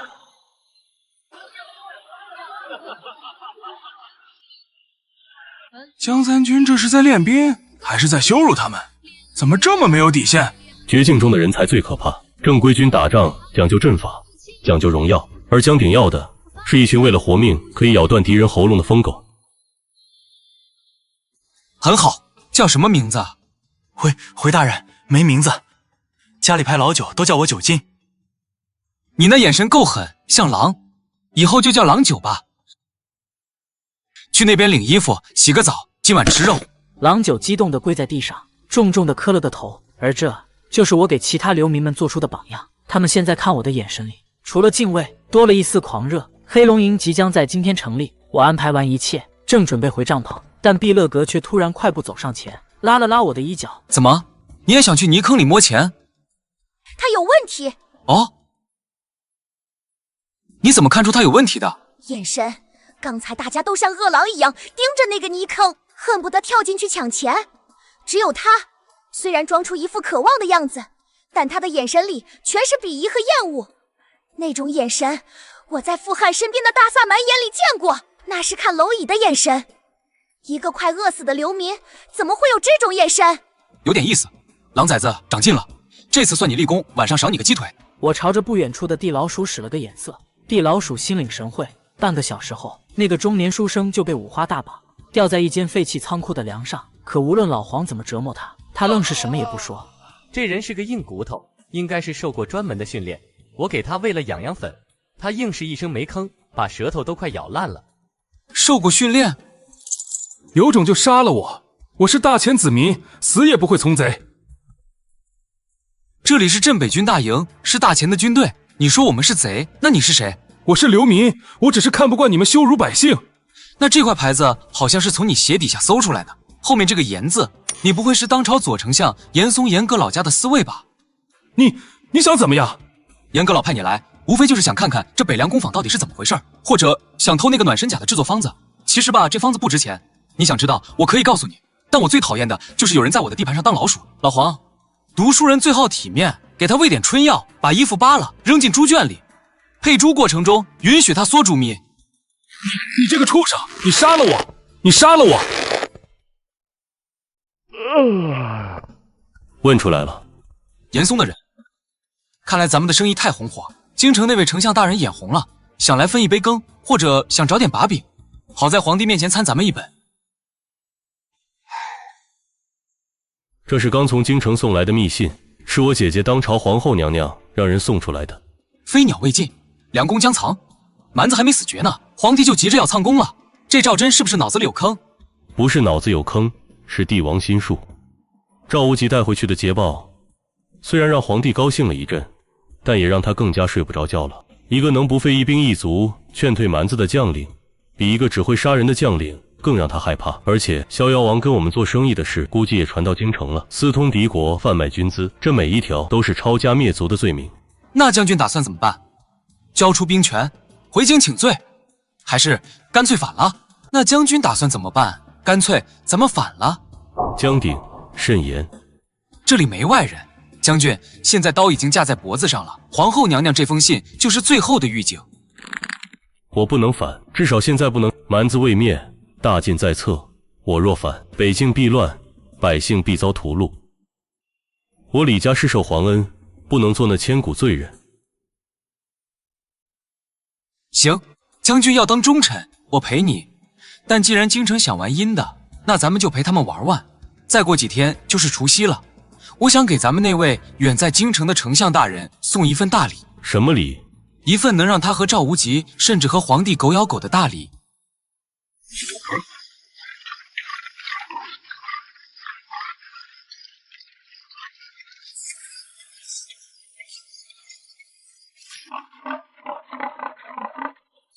苏先生，昨晚睡得可好？我看那头花母猪好像挺喜欢你的，一直往你怀里拱。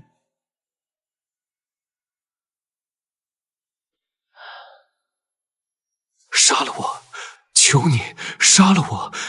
杀你？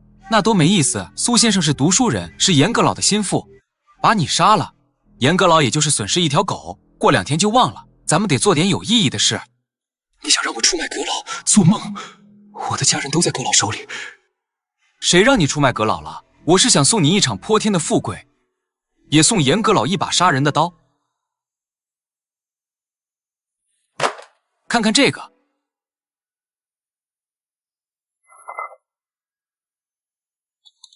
秀衣卫千户赵无极在北境期间，私自收受金帐王庭贿赂10万两白银，并与蛮族私定盟约，许诺割让黑石3成，以此换取蛮族退兵，冒领军功。这是假的。真假重要吗？重要的是严阁老信不信，皇帝信不信。赵无极这次回京可是带着劝退蛮兵的大功回去的，他风头正盛，严阁老正愁找不到机会打压他吧。如果这时候你带着这本账册回去，告诉严阁老，这就是赵无极不战而屈人之兵的真相。这简直是把刀子直接递到了严嵩手里。严党和严党在朝中斗得你死我活，如果有了这个把柄，严嵩绝对会像疯狗一样咬住赵无极不放。可是这账本是你给我的，阁老多疑，他会信我？他当然会信，不信也得信，这就是他对付阉党最好的武器。这人好阴险，这一招借刀杀人，不仅把自己摘得干干净净，还挑起了京城的党争，从而顾不上对付北凉。这是阳谋，是赤裸裸的把京城那帮大人物当后刷。我答应你。苏先生，洗个澡，换身衣服上路吧。记住，别演砸了，不然他可是会想你的。送走了苏文这颗毒旗，我心情大好。正好今个除夕，北凉宫房里没有了往日的机器轰鸣声，取而代之的是一片欢声笑语。10万流民虽然还没完全脱贫，但靠着这2个月的做工，都吃饱穿暖了。北凉这片土地上，第一次有了一种叫做家的味道。但众人都在庆祝之时，毕勒格王子却缩在角落里，眼神复杂的看着我，被众人簇拥在中间。这2个月，他做了许多脏活，甚至学会了怎么给猪接生。原本以为我是在羞辱他，但慢慢的，他发现自己变了。他的手不再细皮嫩肉，他的眼神不再只有那种空洞的高傲，他开始懂得观察人心，懂得怎么在强者面前隐藏自己的獠牙。狼崽子看什么呢？想家了？不想。草原上没有杀猪菜，也没有饺子。哼，你倒是适应得快，喝一口。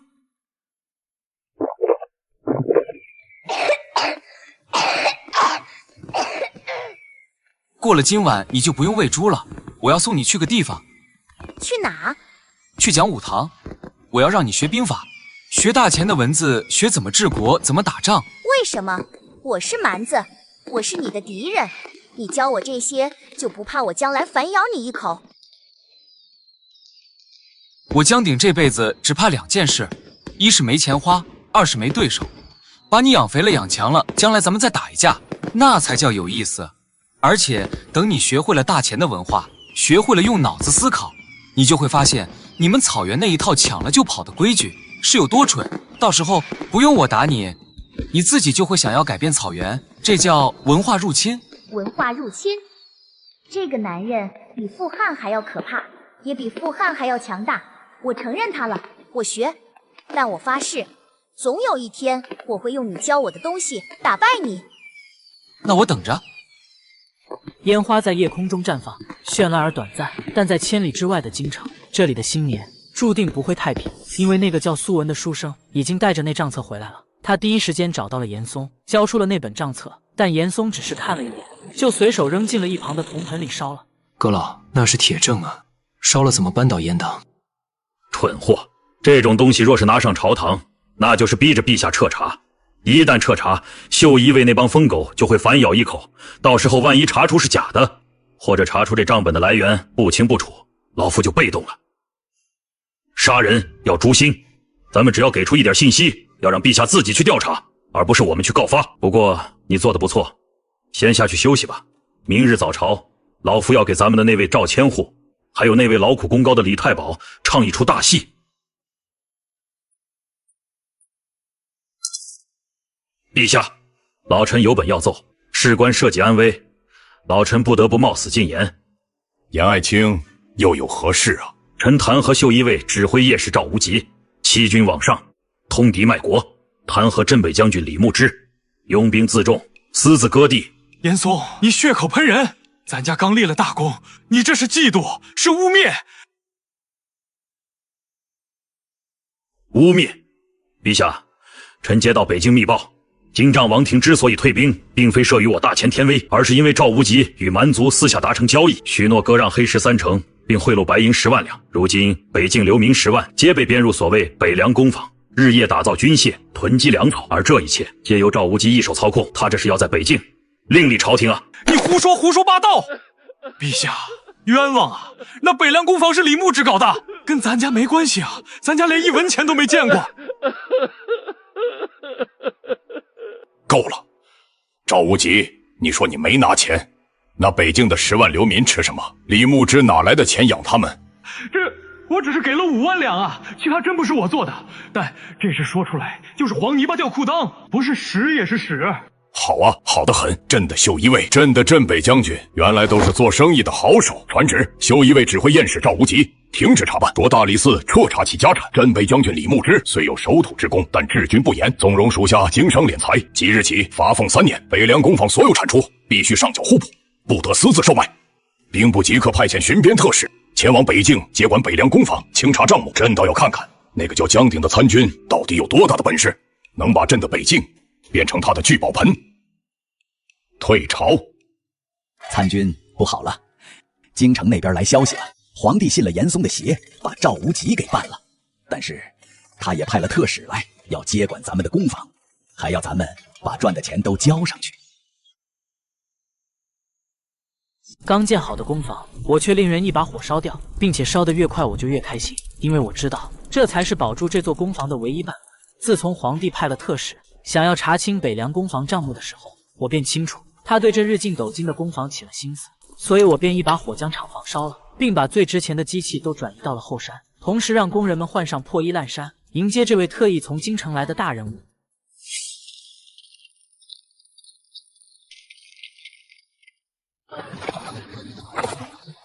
下官江鼎率北凉工坊全体同仁恭迎王特使。怎么只有你一个李牧之呢？哦，李将军军务繁忙，去巡边了。王特使找他何事？倒也没事，只不过本官奉旨前来查账，听说你们这儿日进斗金，怎么搞成这副德行？日进斗金？特使大人，您这是听哪个杀千刀的造谣啊？您看看这满城的流民，那是10万张嘴啊！李将军把我们的军粮都拿出来了，这才勉强没让人饿死。至于那个工坊，这是工坊起火了。大人，我本来想让流民参与劳作，却没想到他们没读过几年书，根本不理解我教他们的运作办法。在前几天，因为操作不当，就把工坊点了。现在别说赚钱了，裤衩子都快赔光了。少玩这套，带路！本官要先看账本，再看库房。是，大人请。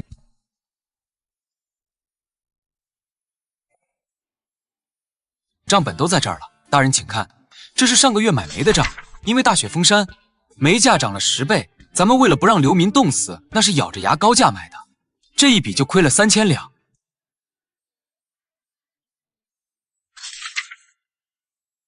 这是给流民治瘟疫的药钱。黄神医为了救人，把棺材本都贴进去了。王特使越看越心惊，收入一栏只有寥寥几笔，而支出一栏全是成千上万两的巨款，这都是我做的假账。很明显，他也不信。这怎么可能？逍遥王不是来过吗？不是买了你们1万件暖身甲吗？钱呢？啊，钱都买了粮食，但这10万人吃得太快了，那1万件背心的钱还不够这10万人吃半个月的。大人，您是不知道10万人一天要吃多少吗？大人，这账面上确实是亏的，而且亏空巨大。若是朝廷接管这20万两的债务，要是把这20万两的债务背回去，陛下非砍了我的头不可。带我去库房，我就不信你们一点存货都没有。有，库房里确实还有一批货，那是咱们准备抵债的。大人要是想要，全拉走，只要能把债平了，下官给您磕头都行。我知道王特使不会死心，但我已经做足了万全准备。1刻钟后，库房的大门被打开，里面堆满了发霉、腐烂的羊皮，上面长满了绿毛，甚至还有蛆虫在爬。这是我叫老黄特意去处理的。王特使只看了一眼，就当场吐了出来。这就是你的存货？是啊，大人，这就是刚收上来的满子羊皮，因为没钱买药水处理，也没钱请工人清洗，堆在这儿就坏了。但这好歹也是皮子啊，拉回京城去洗洗还能用，应该能抵个几百两银子吧。什么日进斗金，什么聚宝盆，全是假的。这根本就是一个靠着借债和李牧之贴钱维持的烂摊子。不对呀，江参军，既然工坊经营如此艰难，那你们是怎么活下来的？本官听说你们黑龙营的装备可是精良的很啊。大人，那是我们为了打蛮子跟大楚的商号借的高利贷。大人既然来了，能不能帮我们跟朝廷说说，把这笔高利贷给报销了？他说的可是真的。大人，他说的这些账本上确实有记载。大人，您看能否报销？报销你个头！王特使终于忍不住爆了粗口，但他还是不信。离开库房后，他借口天色已晚，想在北凉营这住一晚上，但却趁着夜色，打算带上几个护卫去周遭秘密探查一番。可没想到刚出房门，一支利箭正好射在他的脚下，紧接着是一阵杂乱的马蹄声和喊杀声。有刺客，有响马，保护大人！救命啊！江参军、李将军！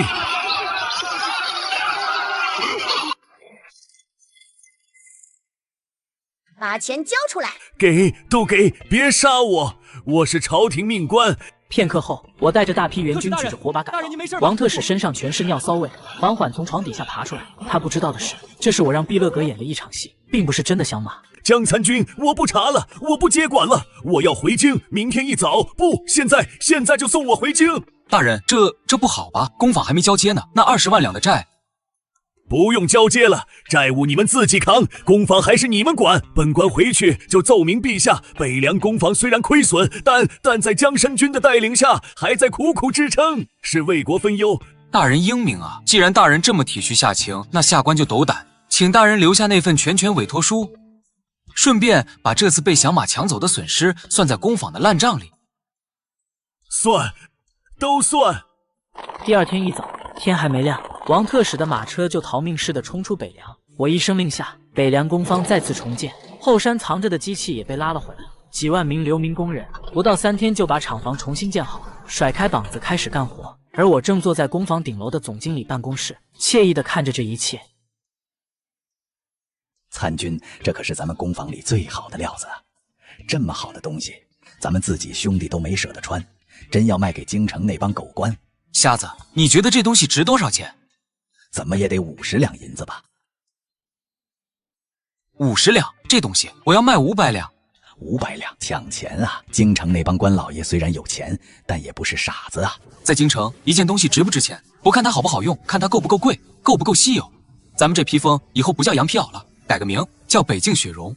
另外，咱们得编个故事，就说这里面的绒不是普通的鸭绒，而是阴山绝顶上一种叫雪鹫的神鸟的绒毛，它3年才掉一次毛，收集极其困难。你也太能吹了！什么雪鹫？那不就是后面鸭圈里那群鸭子身上拔下来的吗？还是我昨天亲自去喂的？大人说话，小孩别插嘴。这故事就这么编，越玄乎越好。然后咱们只做100件，多了没有？每一件上面都绣上编号，从天字1号到天字100号，这就是奢侈品。奢侈品。可是参军，咱们把这么好的东西卖给他们，让他们舒舒服服的过冬，这不是资敌吗？瞎子，你只看到了第一层，这100件就是5万两。这5万两银子在京城那些权贵手里，顶多是多买几个歌姬，多摆几桌酒席，但到了咱们手里，能养活咱们黑龙营整整1年。等有一天咱们带着黑龙营杀进京城的时候，他们就会发现砍在他们脖子上的刀就是他们自己花钱买的。这就是那个所谓的经济制裁吗？用糖衣包裹着毒药，让敌人在享受中慢慢虚弱，而自己则在暗中疯狂生长。这招太高了，比富汗直接去抢要狠毒1万倍。学会了吗，狼崽子？这世上最锋利的刀不是铁打的，是银子铸的。学会了怎么花钱，你就学会了怎么杀人。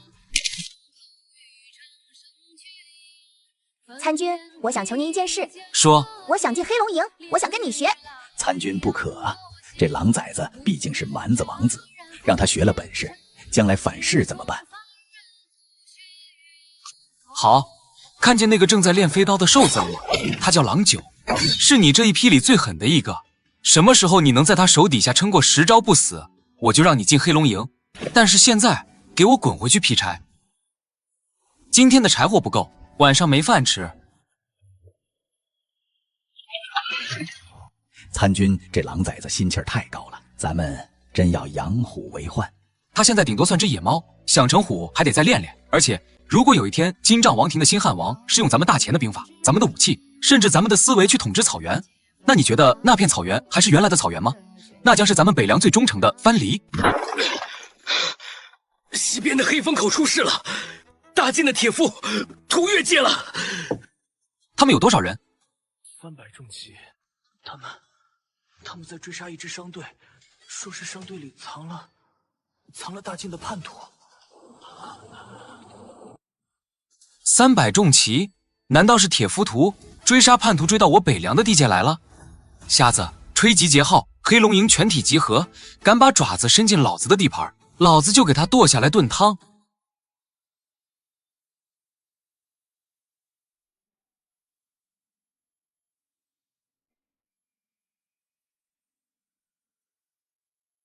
黑龙营的兄弟们，有人在咱们家门口撒野，是大晋的铁王八，告诉我怎么办？出发去黑风口。风雪中，这支黑色的军队如同一条出渊的恶龙，跟着我朝西方席卷而去。而我余光一瞥，发现在队伍的末尾，毕勒格手里握着一把柴刀，偷偷跟了上来。这是一堂关于怎么杀掉比自己强大10倍的敌人的课，而他已经学会了自我学习。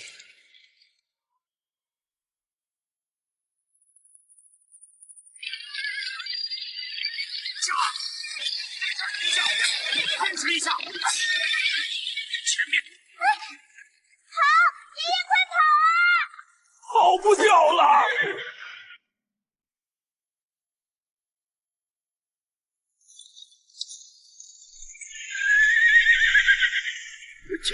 前面的军爷，救命！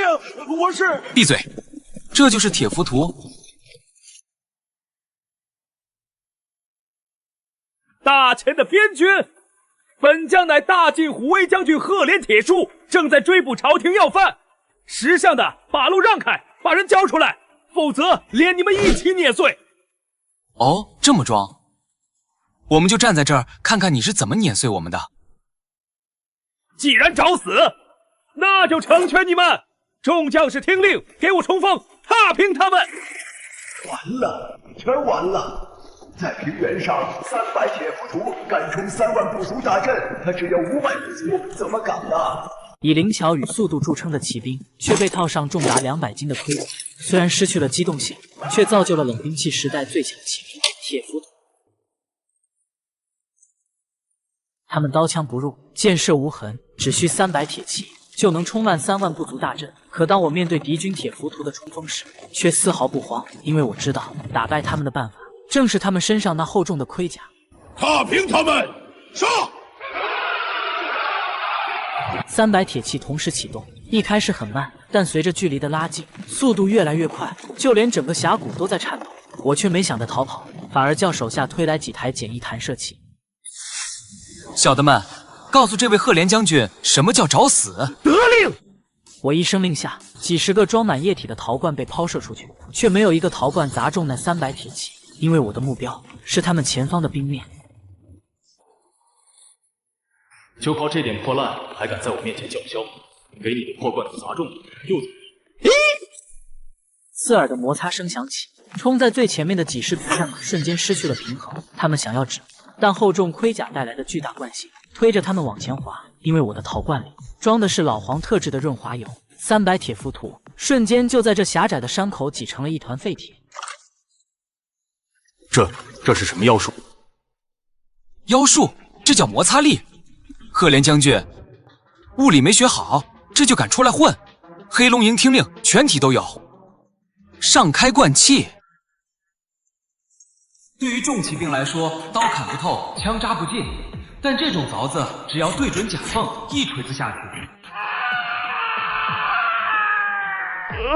赶紧干活。这300套重甲可是好东西，把里面的人掏出来扔了，甲洗干净带回去。咱们黑龙营以后也要组建自己的重骑兵。是。老人家受惊了。你是强盗？强盗？这双手不是拿刀的，是拿锤子的。赫连铁树这只疯狗追了他们几百里，肯定有原因。老人家，如果我没猜错，您应该是大晋神机营的大将吧？老朽公叔也，这是我孙女灵儿。公叔也捡到宝了。据说公叔家是墨家机关术的传人，大晋的重弩、工程车，还有这铁浮屠的铠甲，都是公叔家设计的。原来是公叔大师，失敬失敬。早就听说公叔家的大名，今日一见，果然果然风尘仆仆。大师，您看这天寒地冻的，咱们别在这儿站着了，回城。我给您安排最好的上房，请最好的厨子。哦，对了，您怀里的包要是太沉，我可以帮您拿。不必了，这是老朽的命根子。好好好，您自己拿着。反正人都在手里了，东西还能跑呢。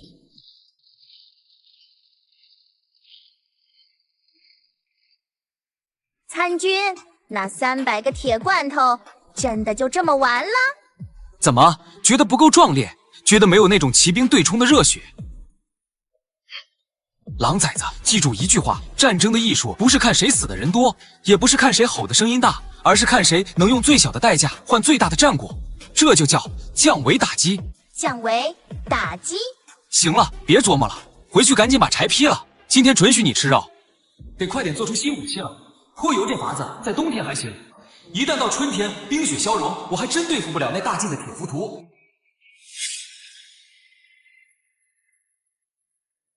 赫连铁树没回来。回大帅，没回来。黑风口全是尸体，300铁浮屠无一生还。好，大前那边是谁领兵？是个叫江鼎的参军，带着500个死囚。江鼎，有点意思。看来这北境出人物了，传令下去收缩防线。那个公叔老头既然跑了，就让他跑吧。反正那张神臂弩的图纸是残缺的，等到春暖花开，本帅亲自带兵去会会这个江鼎。我倒要看看他的那些小聪明，在绝对的力量面前能撑多久。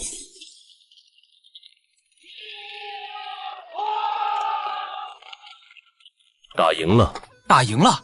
将军，从今天起，咱们北凉不用再看任何人的脸色了。咱们不仅有钱、有粮、有装备，咱们还有了最好的工匠，那是我们争霸天下的底气。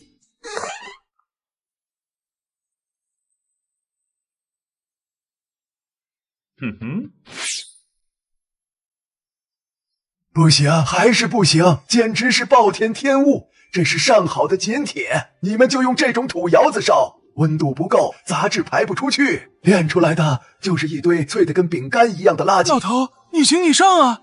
这已经是咱们这最好的煤了，风箱也被俺拉得冒烟了，还要咋样？你那是蛮力，炼铁讲究的是火候，是炉温，不可理喻。朽木不可雕，老夫不伺候了，我要带孙女走。走，往哪走？公叔大师，您这脾气可真大，这还没开始干活呢，就要撂挑子。江参军，老夫承认你有点小聪明，能灭了赫连铁树，但在炼器一道上，你就是个外行。这种破烂工坊，连给大晋神机营提鞋都不配。老夫留在这儿，那是侮辱祖宗的手艺。外行，大师说的对，这炉子确实是个垃圾。我这几天已经在想法子改进了。大师看看这个，这是我闲着没事画的，也不知道能不能入得了您的法眼。把废气引回来预热，这能把炉温提高至少3成。一旦到了那个温度，铁水就会像水一样稀，杂质自然就……这图是谁画的？墨家巨子还是哪位隐士高人？难不成是作者寒门动画给你的？别猜了，就是我画的，而且我还有神技呀！水力断锤，利用黑水河的水流带动巨大的轮轴，提起几百斤重的大铁锤，然后重重砸下。老朽服了，这北凉工坊确实有资格让老朽留下。这就对了嘛！既然留下了，那咱们就谈谈那个油布包里的东西吧。怎么还藏着掖着？赫连铁树那只疯狗追了你几百里，肯定是要你那里面的东西吧？说实话，我只是单纯的好奇，说不定我还看不上眼呢。看不上眼？这里面是老夫毕生心血三弓床弩的改进版，只需3人操作，射程可达1200步。是吗？给我看看，让你长长见识。反正没有我，你也做不出来。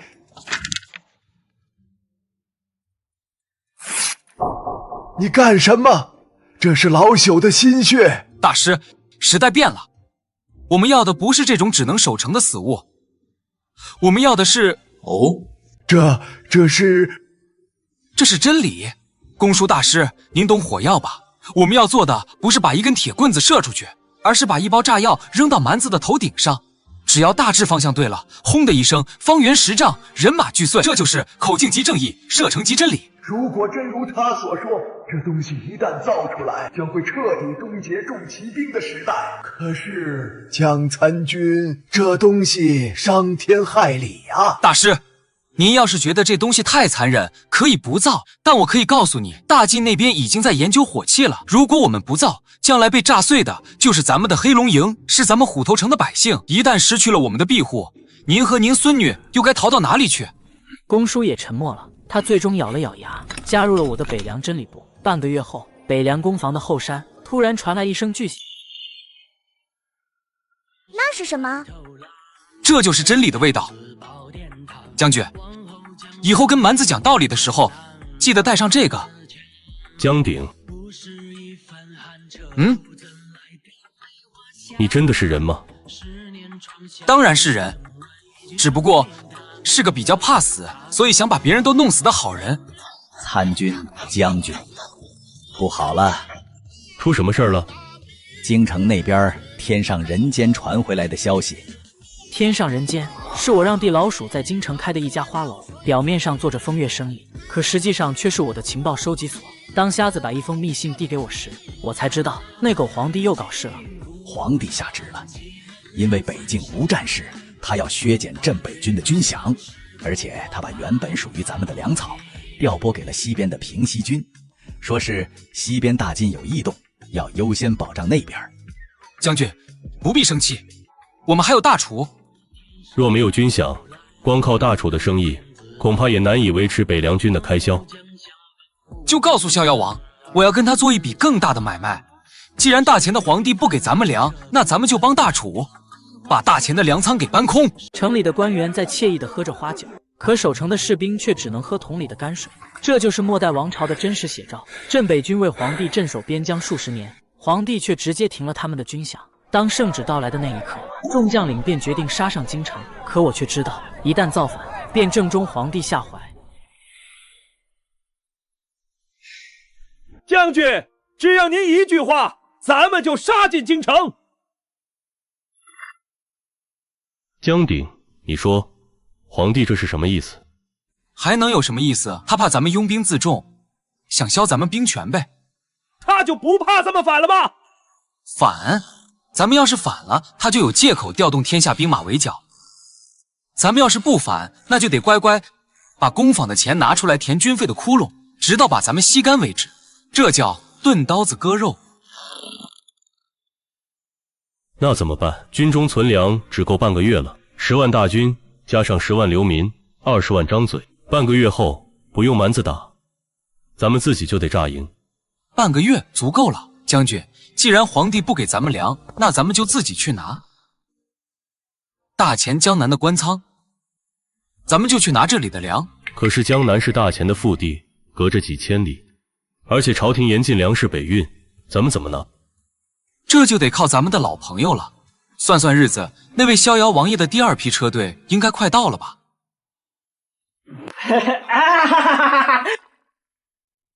江参军，我的财神爷，你不知道我刚把第1批的1万件暖身甲运回大楚，一下就卖光了。而且啊，一些贵族为了抢背心，甚至愿意出500两银子的高价。这次本王可是把家底都搬来了，粮食、铁矿、布匹，你要什么有什么，只要你那个雪绒和暖身甲能足量供应。王爷，这生意怕是做不成了。为什么？出什么事了？王爷有所不知，大前皇帝下旨了，削减了我们的军饷，还要查封工坊。现在我们连饭都吃不上了，哪有力气做衣服？我正准备把工坊关了，带着兄弟们去讨饭呢。这小子是在要价呢。不过要是货物能供应得上，要点价倒也无所谓。江参军，你就直说吧，缺多少粮？本王这次带来了5万担，够不够？不够，我要50万石。多少？50万担？你当本王是种粮食的吗？真要给你了，大楚国库都得空一半，而且路途遥远，运费就是个天价。王爷，别急着拒绝。尝尝。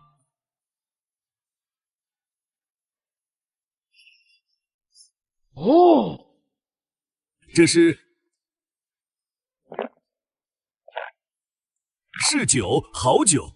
这酒比大楚最好的醉仙酿还要烈上10倍，而且如此清澈，简直是琼浆玉液。这叫高纯度蒸馏酒，当然也有个更好听的名字——烧刀子，至尊版。我要卖这酒，50万担就50万担了，我给。但我不要你们大楚的粮。大楚离这儿太远，运过来太慢。那你还能要哪里的粮？我要大前江南的粮。王爷，您是大楚的亲王，手里握着通关文牒，大前南方的那些贪官哪个不跟您有生意往来？我要您出面，用银子去买大前江南官仓里的陈粮，就说是大楚遭了灾，急需买粮。那些贪官为了中饱私囊，绝对敢卖。然后您用大楚的商船沿着运河一路北上，直接运到咱们交易的渡口。这可是走私军粮、杀头的罪。在大前的地界上，谁敢杀大楚的逍遥王？而且这利润，这一张通行证给你，以后大楚的商队在北境行走，黑龙营护送，免税。这意味着，您将垄断整个北方的贸易网。这有了这2样，我将成为天下最富有的王。合作愉快。半个月后，在大前的江南道，无数挂着大楚旗号的商船停靠在码头。正如我预期的一样，那些大前的粮道官员把库里挤压的米全都低价卖给了大楚，可钱全都进了自己的口袋。而大楚商船并没有第一时间回楚国，反而调转船头，一路北上。沿途的关卡官员看着塞过来的几锭银子和几瓶北凉烧刀子，全都睁一只眼闭一只眼。这一幕幕简直是这腐朽王朝最讽刺的写照。我以前以为大前的敌人是蛮子，是大晋，现在我才明白。大前最大的敌人是他自己，是那些贪婪的蛀虫。将军，别替皇帝心疼了，这些粮食留在江南也只会被老鼠吃掉，到了咱们这儿，至少能变成杀敌的力量。看懂了吗，狼崽子？看懂了，不用一兵一卒就能把一个国家的粮仓搬空，这种仗比杀人更可怕。如果有一天你也用这招对付我们草原呢？比如你高价收购我们的羊毛，让我们只顾着养羊，不再养马，不再练兵。等我们离不开你的粮食和茶叶时，你突然断供。这小子的悟性简直妖孽，这不就是后世的贸易战和单一经济陷阱吗？好小子，真不愧是我教出来的。你说的对，这确实是我给你准备的最后一张牌。所以你要学这个世界弱肉强食，不仅仅是刀剑的强弱，更是脑子的强弱。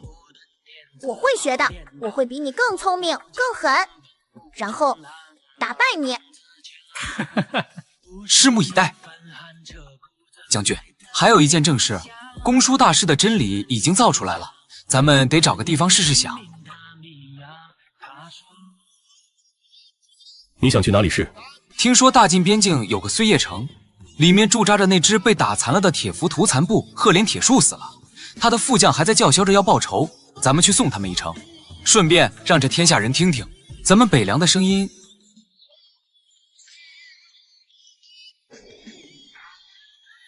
那个穿白毛皮的就是江鼎，就是他阴死了赫连将军。回将军正是此人，号称黑阎罗将军。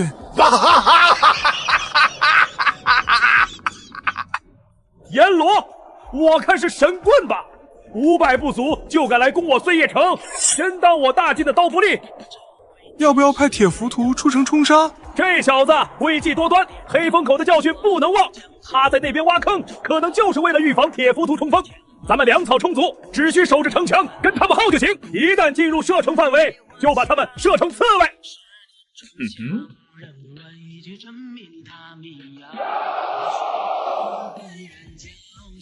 参军，他们打算当缩头乌龟呢。缩头乌龟好啊，我就怕他们跑出来，那就不好瞄准了。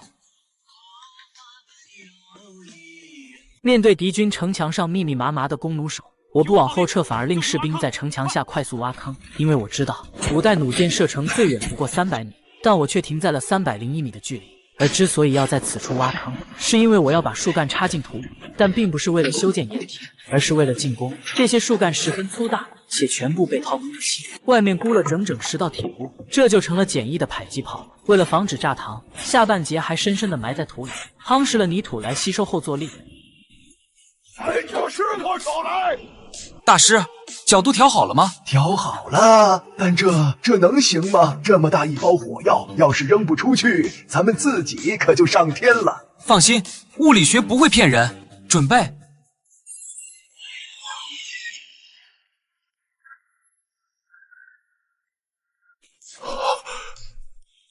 那是什么？投石车？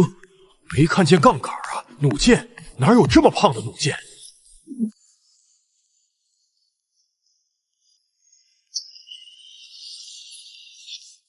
第一个炸药包终于到场，那些身穿重甲的大地士兵连惨叫都来不及，这个气浪先飞出去，就连坚固的石质城堡也被打碎。但没等他们反应过来，剩下9个炸药包也到了，碎叶城的城墙瞬间被火海和硝烟吞没。这就是真理？这还是人打仗吗？这是神法。那我就是这个世界的神，狼崽子！记住这种感觉，在这种力量面前，什么骑射，什么无用，都是笑话。硝烟散去，原本城墙上密密麻麻的手此刻已经倒在地上，只用了半个小时，这座号称固若金汤的碎叶城便易主。可我进城时却发现，拓跋宏竟然没死。妖术，真惨！拓跋将军，醒醒，别念叨妖术了。回去告诉你们大帅宇文成都，就说这玩意儿叫北凉1号。参军要我杀了他吗？放了吧。啊，不杀。杀了他谁去报信？我要让这恐惧像瘟疫一样在大晋的军营里传开，让他们知道时代变了。你是说10个木头几声巨响，城墙就塌了，人就死光了？大帅，那是雷公，他们能召唤雷公。妖言惑众，拖出去斩了！如果那东西能轻易轰碎城墙，那大晋引以为傲的防线，在北凉面前岂不是成了摆设？江鼎，看来本帅得提前动手了。此子不除，必成大患。传令，集结3军，让神机营把所有的攻城器械都拉出来。等开春雪化，本帅要踏平虎头城。我要看看，到底是他的妖术厉害，还是我大晋的100万雄师厉害。自这事以后，无论是蛮子亦或是大晋，都不敢再来骚扰北凉，但我却总有一股不祥的预感。所以上元节刚过，虎头城里的年味还没散尽，空气里便多了一股子燥热的火药味。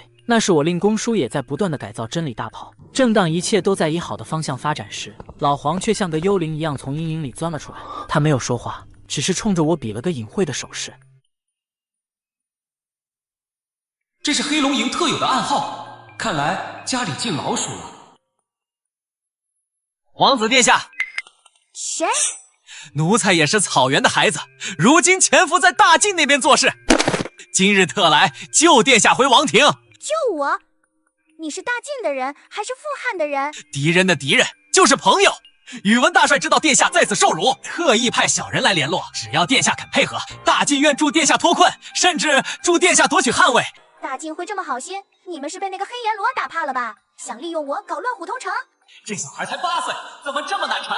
殿下聪明，我就明说了，北凉工坊的火药库就在后山，只要殿下能把这个扔进去，趁着大乱我就能带殿下走。这只是一笔交易，而且是您想要的交易，毁了江鼎的根基，报了您的仇，还能回家。殿下，您还在犹豫什么？难道您真的甘心给那个男人当一辈子的奴隶？他说的对，江鼎烧了我家的牧场，杀了我家的牛羊，还让我在这儿喂马劈柴，受尽屈辱。只要我按照他的做，这一切就结束了。而且我也能靠别人打败江鼎，兵不厌战，这全是江鼎自己教我的。今晚子时，我会动手，你在哪接应我？就在后山的排污口那里，守备最松。一言为定。只要这东西扔进去，那惊天动地的爆炸声就会响起，那个江鼎就会灰飞烟灭。只要这东西扔进去，那惊天动地的爆炸声就会响起，那个江鼎就会灰飞烟灭。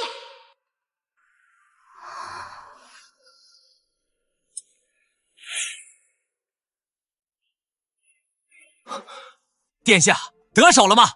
得手了，但我没扔。为什么？现在不扔更待何时？因为我觉得这笔买卖不划算。你只是个小卒子，就算我烧了火药库，你也未必能带我活着出去。而且我现在觉得留在北凉比回草原更有意思。你疯了？你不想当汉王了？想，做梦都想。但我想当的是那种能把大晋和大钱都踩在脚下的汉王，而不是大晋手里的一条狗。你这种蠢货不配跟我谈交易。找死的小崽子！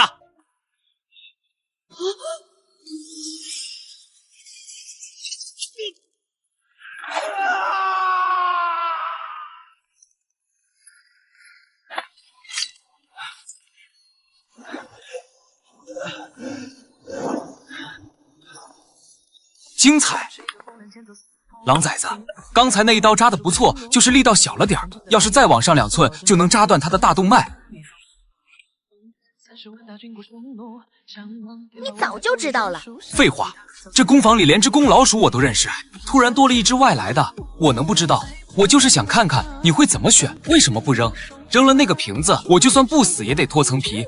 因为你教过我，你说过这世上最锋利的刀是银子，是脑子。这个蠢货只想利用我，他给不了我想要的价码。而你虽然是个混蛋，但你教给我的东西能让我变强。我要留下来，把你的本事都学光，然后再把你杀了。好，小子，你这学费交够了。从今天起，你不用喂马了，去黑龙营报道。是，参军。第二天，在虎头城的教场上，多了一个只有8岁的新兵。他穿着最小号的锁子甲，背着一把比他还高的弩，在泥地里摸爬滚打。日子就这样一天天过去，直到春寒料峭，积雪初融，我的真理大炮已经量产完成。可与此同时，在京城的天上人间，地老鼠通过飞鸽传书，给我带来了一则噩耗。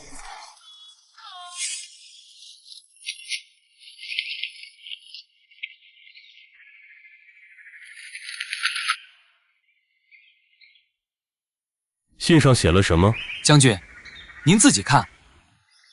兵部密令，着令大晋细作，将北凉防卫图及黑水河防线空虚之实情泄露于宇文成都，许以平西关通商之力，诱大晋出兵，围剿李牧之。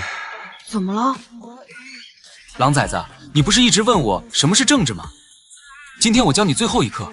所谓正直，就是当你为了保护一群羊而在前面跟狼拼命的时候，那群羊在后面商量着把你卖给狼，好换几天安稳日子。那还保护他们干什么？将军，您的意思是？传令，全军集结，一级战备。大晋的50万大军来了，而且是带着咱们大前兵部送的地图来的。这一仗，咱们没有援军，没有退路。但若是能打赢，咱们就不再是镇北军了，咱们是北凉军。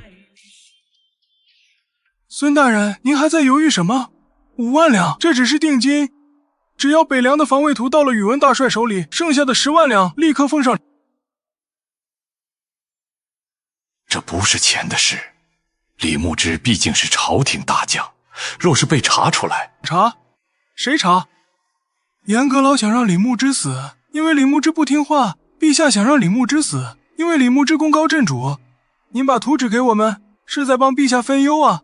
借我们的刀，杀陛下想杀又不敢杀的人，这叫忠君体国。忠君体国？是啊，李牧之威胁皇权，还挡了大家发财的路。北境的军费每年是个无底洞，若是他死了，这笔钱不就省下来了吗？图纸给你。将军，天上人间已经查明是兵部尚书孙之丢泄露的图纸，手上这张图纸是泄密版防卫图副本。孙知县卖出去的图上重点标了2个死穴。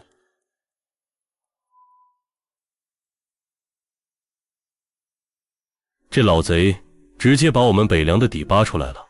这2处死穴，一处是黑水河防线，冰层都融化了，在这只要铺设浮桥，大军就能长驱直入；另一处是虎头城的东门，那里的城墙年久失修，且地基松软，不适合架设重弩。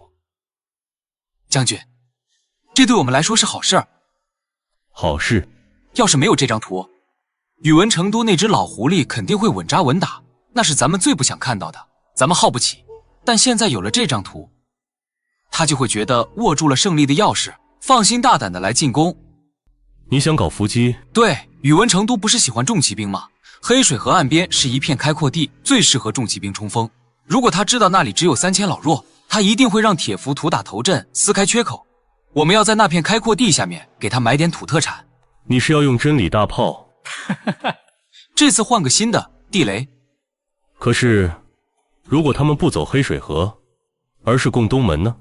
那更好。大晋的军队习惯了野战冲杀，进了城就是瞎子，咱们就跟他们玩捉迷藏，玩下毒，玩陷阱，把那片空地变成绞肉机。好，就按你的想法来，将计就计，给宇文成都留这扇门，我看他敢不敢进。兄弟们，朝廷没钱了，我们的军饷发不出来了。兄弟们，朝廷没钱了，我们的军饷发不出来了。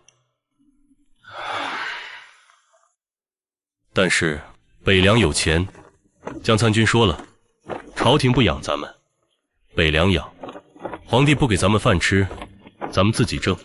从今天起，你们不再是大秦的兵，你们是北凉的兵。我李牧之把话放在这儿，只要北凉的大旗不倒，我就绝不会让任何一个兄弟饿死，哪怕是去抢，我也要带你们抢出一条活路来。这才像样嘛！如果我也能有这样一支军队，会有机会的。不过在这之前，你得先学会怎么当好一个诱饵。诱饵？对，我要你写一封信。什么信？宇文成都这次来，除了要灭李牧之，还打着替天行道、解救金帐王子的旗号。毕竟他跟你们蛮族也是有勾结的，所以你得写一封求救信，就说你被我们虐待，快死了，但你偷听到了情报，说虎头城内乱。李牧之和江鼎因为分赃不均火并，防守空虚。为什么要这样写？我这是怕宇文成都不来呢，再给他点勇气。元帅已经核对过了，确实是毕勒格王子的亲笔。闹翻了，呵呵。孙之托的图显示东门和黑水河是弱点，毕勒格的血书说内部空虚，将帅不和，两相印证。传令三军开拔，神机营带上所有的攻城重器，铁浮屠为前锋。本帅要在3月3龙抬头的那一天，在虎头城的城楼上喝酒，告诉将士们，破城之后3日不封刀，虎头城的金银女人全是他们的。3月3，龙抬头。按照大前的习俗，这一天是万物复苏的日子，老百姓要剃龙头，吃春饼，祈求一年风调雨顺。但今年的虎头城没有春饼，只有漫天的杀气。城中百姓都撤离了，城内空无一人。而在城头上，我和李牧之正坐在椅子上温酒，并把城门打开，准备迎接远道而来的贵客。来了。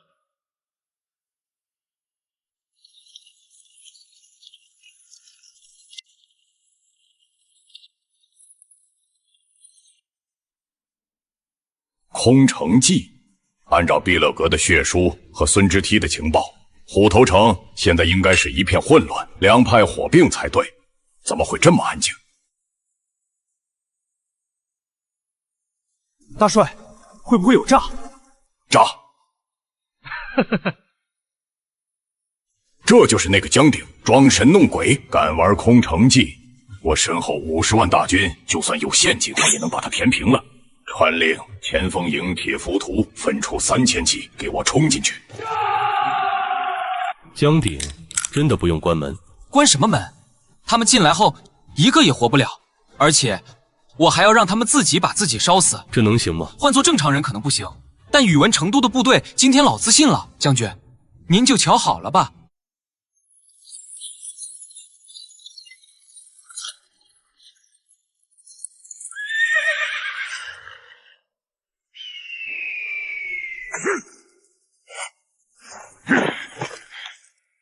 人呢？杂种，侮辱我！他们在那稻草里面，给我上！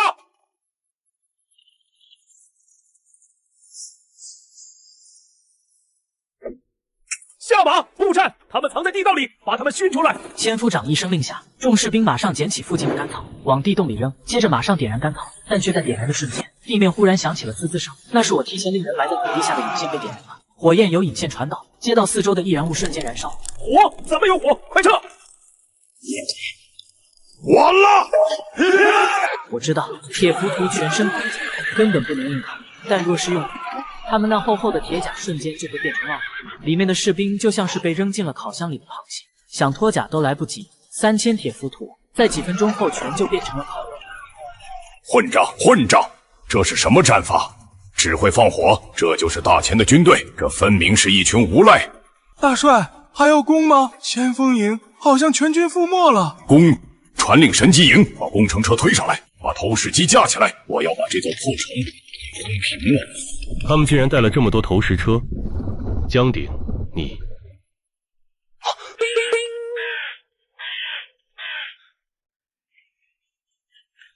将军，不跑等什么？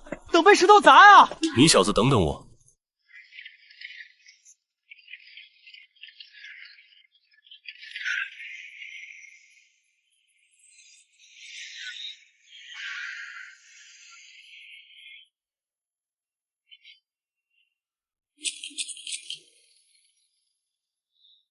没法继续缩在城内了，我之前令军队在附近埋伏，现在就让他们出来，跟宇文成都决一死战。别，咱们这么点人马，怎么敢跟50万大军打？那你有更好的办法？将军，别忘了，咱们还有真理大炮呢。大炮？你放哪儿了？都在这儿呢。大师，那些真理都买好了吗？放心吧，参军。就在城墙外300步的那片开阔地下，为了埋这30门炮，老夫带着徒弟可是挖了整整3天3夜。点火！破城就在今日，兄弟们，冲上去！只要工程塔靠上城墙，虎头城就是咱们的了。金银财宝、女人都在里面等着咱们。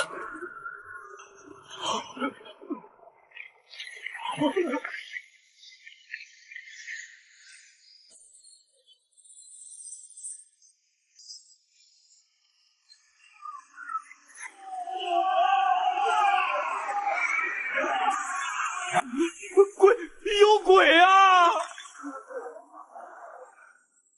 地裂了，地裂了！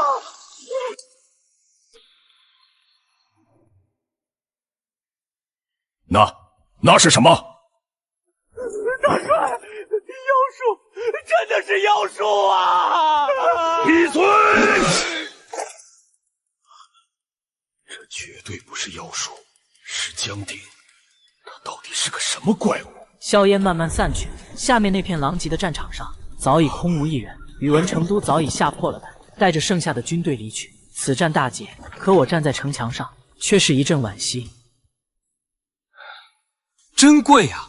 这一炸把咱们库存的火药和废铁全用光了，那可是整整5万两银子啊！5万两换大晋1万精锐，加上他们的胆气，这生意咱们赚了。是赚了，但又没钱了，都愣着干什么？没看见那一地的铁甲和兵器吗？那可都是钱。等火灭了，给老子下去捡。谁要是敢私藏一块铁片，老子剁了他的手。是。将军，这一炸之后，宇文成都至少半个月不敢动弹了。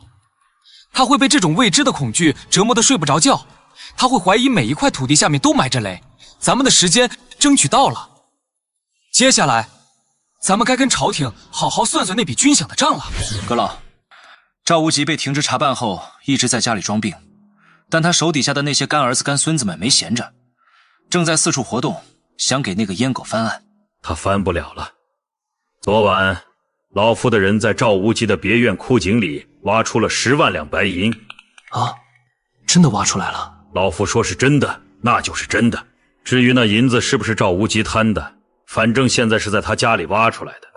而且北边刚刚传来消息，大晋50万大军围攻虎头城，结果败了。败了？李牧之赢了？不仅赢了，而且是大胜。据说用了一种从地底下钻出来的妖雷，把宇文成都的前锋给炸没了。不过话说回来，李牧之赢了，说明他还没反，或者说他还没打算现在反。这对我们是个机会。呵呵，没错。既然李牧之没反，那赵无极那个通敌卖国的罪名就坐实了。太绝了！利用李牧之的胜仗来反正赵无极的罪名，这样一来，阁老不仅扳倒了政敌，还顺便拉拢了远在天边的李牧之。阁老英明。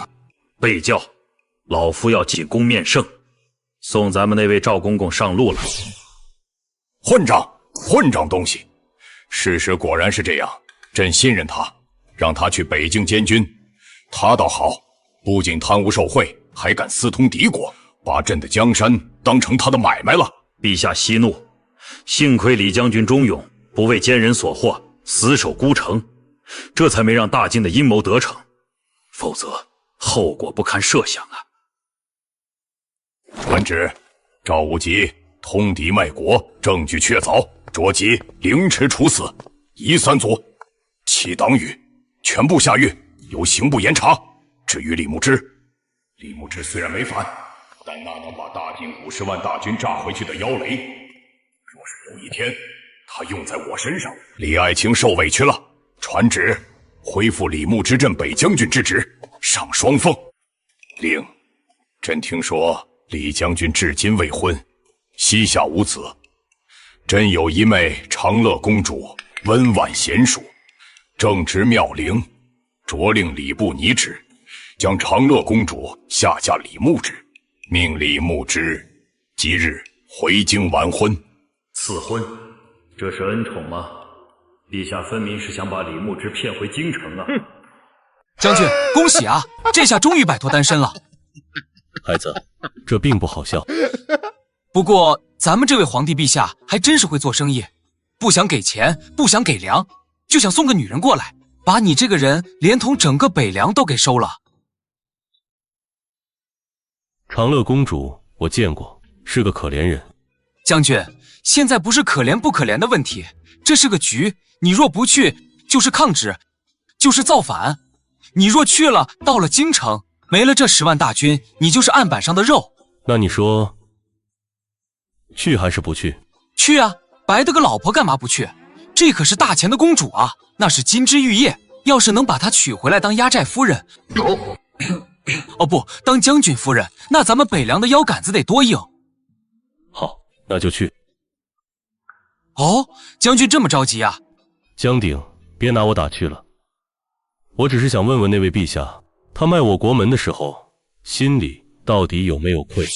这次去京城，我并没有带太多人马，而是把800名黑龙营士兵全都带上。入京城有个规定，不能带任何甲胄武器，可我却让他们全副武装。果然，在到达京城城门口时，就被一队人马拦住。站住！来者可是镇北军。正是，这位大人有何贵干？是要请我们吃饭吗？放肆！本官乃礼部侍郎钱谦益，奉旨在此迎接李将军。你们这群丘巴见了本官，为何不下马？还有，京城重地，不得携带重兵刃。按照大前律例，外臣进京需卸甲解刀，从侧门而入。你们带着这么多兵器，穿着这身装扮，是想造反吗？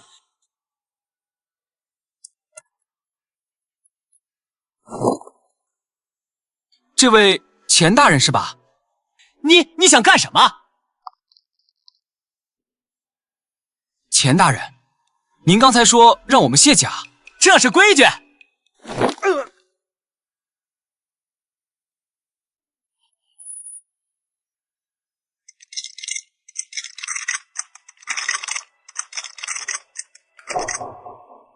钱大人，您搞错了一件事，我们不是来求饭吃的叫花子，我们是镇北军，我们是带着刀来的。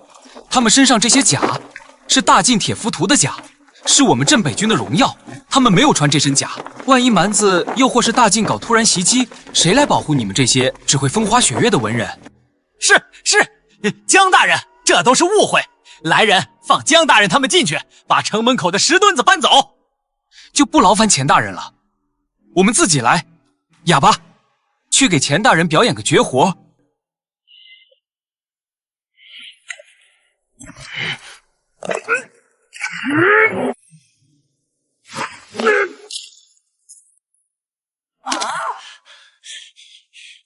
那石墩可是有1000斤重啊，他单手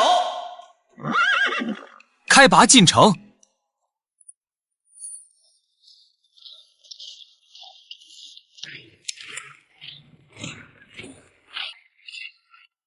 真肥啊！参军，咱们去哪儿？驿馆在东边。去什么驿馆？走，我带你们去天上人间地老鼠那边，早就把台子搭好了。咱们得去给咱们的北凉特产站台。那李将军呢？他得去兵部交令啊。让将军自己去，那是家事；咱们是去赚钱，那是国事，两不耽误。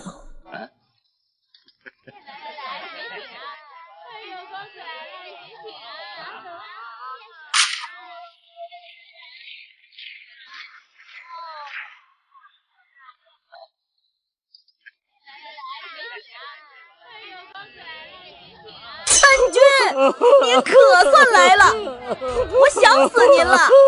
这就是你搞的天上人间，不错嘛，有点销金窟的意思了。那是现在京城的达官贵人一天不来我这儿消费，浑身都难受。参军，顶楼的帝王包厢一直给您留着呢。不急，先把这800个兄弟安顿好，把那什么最大的那个澡堂子给我清场，让他们好好洗个澡，去晦气。水要热，饭要饱，技师按摩师傅要手艺好的。得嘞，您就瞧好吧。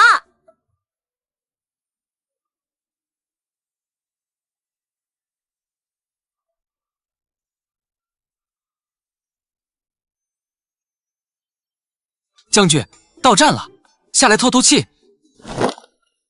这就是你的据点，乌烟瘴气。将军，这叫红尘，水至清则无鱼。只有在这种乌烟瘴气的地方，才能听到最真的实话，见到最真的鬼。走吧，咱们上楼，有人在等咱们。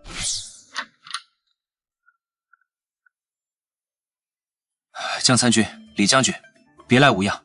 哟，苏管家，看来严阁老对你不错啊。这身料子是江南织造局的云锦吧？托参军的福，若不是参军的那本账册，在下现在恐怕已经是个死人了。不客气，互利互惠嘛。对了，严阁老让你来，有什么指教？阁老让我给李将军带句话：赵无极虽然倒了，但阉党百足之虫死而不僵，而且陛下对将军的猜忌并没有因为那场胜仗而减少，反而更深了。阁老说这次赐婚是陛下设的局，长乐公主虽然受宠，但她母亲是前朝罪妃，陛下把她嫁给你，既是拉拢，也是监视，更是羞辱。羞辱。没错，礼部已经在准备大婚的仪程了。他们安排将军在大婚之日要行倒插门之礼，要从偏门入公主府，还要给皇室宗亲下跪敬茶。咱们这位皇帝陛下心眼怎么比针鼻儿还小？这是想给咱们下马威？将军，这婚咱们还结吗？为什么不结？既然是皇帝赐婚，那就要结得风风光光，结得惊天动地。苏管家，回去告诉严阁老，他的好意我心领了。大婚那天，我会让全京城的人知道，到底是谁在羞辱谁。既如此，在下告辞。等等，这是我在天上人间举办的北凉珍宝拍卖会的请柬，3天后举行，请严阁老赏光。这就是我来京城的另一个目的。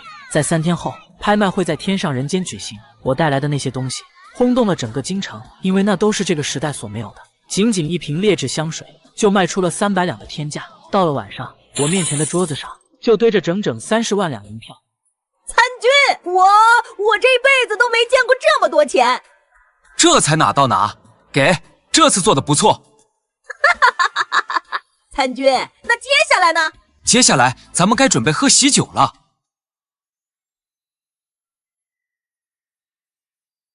别动别动！我说将军，您这身板太硬了，这喜服是绸缎的，不是铁甲啊。您轻点折腾，别给撑裂了。这衣服是不是太艳了？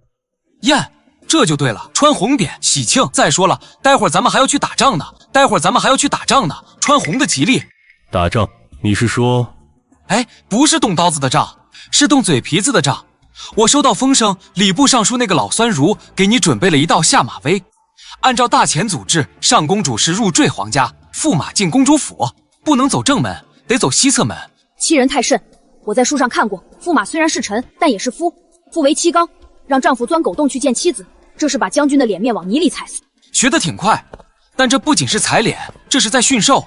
皇帝想告诉天下人，哪怕是威震北凉的李牧之到了皇家门口，也得乖乖低头当狗。走吧，我是去娶妻，不是去争强斗狠。只要能把人娶回来，走哪个门不重要。将军，您可以不在乎，但北凉那10万兄弟在乎。如果您今天弯了腰，那我们在北境流的血就成了笑话。您放心，这开门的事交给我。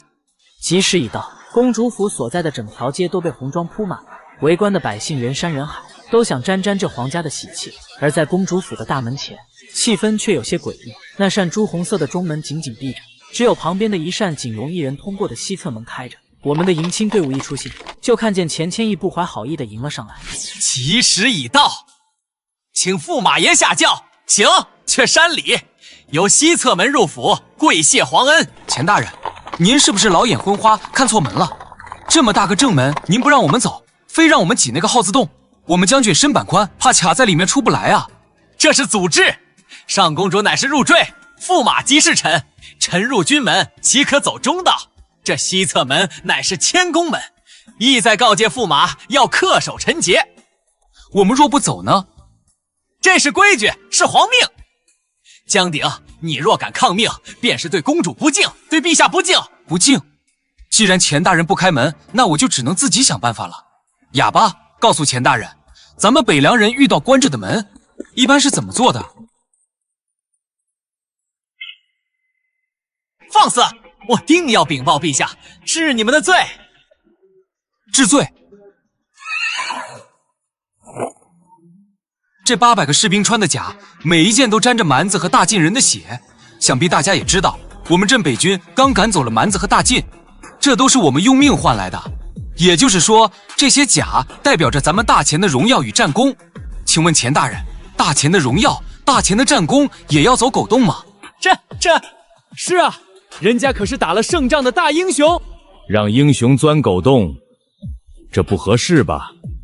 你要是嫌命长，可以继续，不过晚上睡觉可得小心点。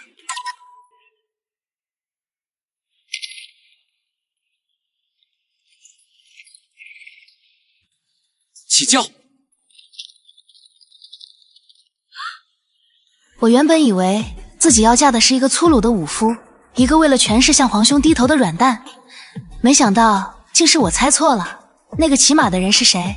回公主，那是李牧之手下的狗头军师，叫江鼎，是个出了名的无赖。无赖吗？真有意思。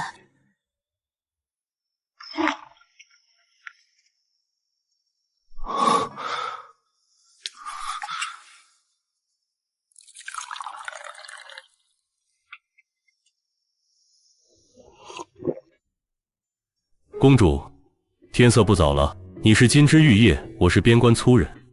这桩婚事是陛下硬塞给我们的。我知道你心里委屈，你放心，今晚我睡地上，不会碰你。将军是在嫌弃我，还是在怕我？怕你。怕我是皇兄派来的眼线，怕我这枕边人半夜拿刀割了你的喉咙。将军，既然进了这道门，有些话咱们还是敞开了说比较好。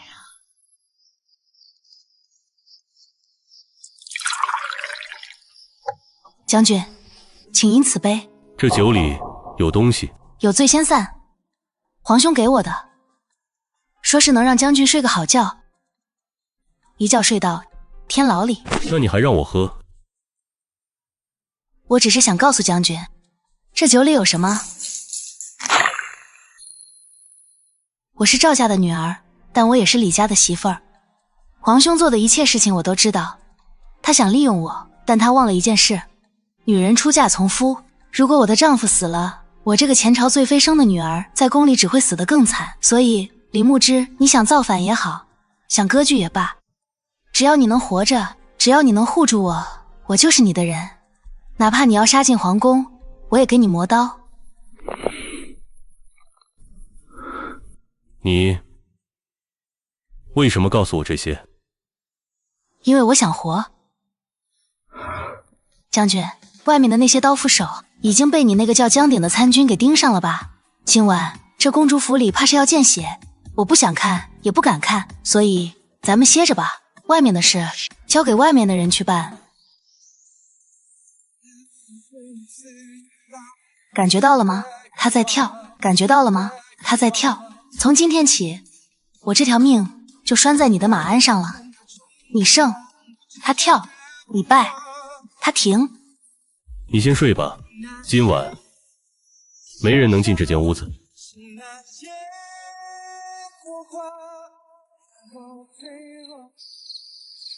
参军来了。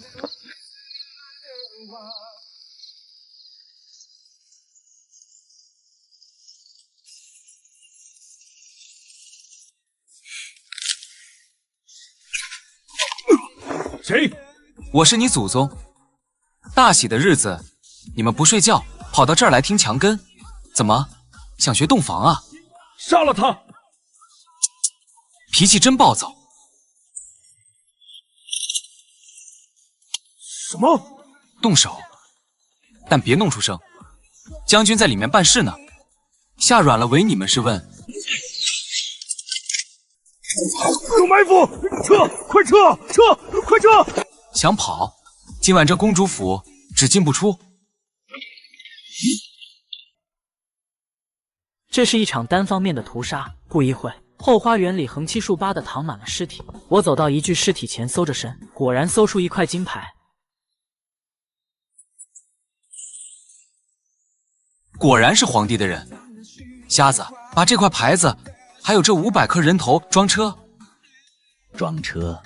送哪儿去？送皇宫。明天一早，我要让他们出现在午门外。我要告诉咱们那位皇帝陛下，这份回礼我们北凉收下了，但下次再送，记得送点值钱的。这些烂肉，我们家的狗都不吃。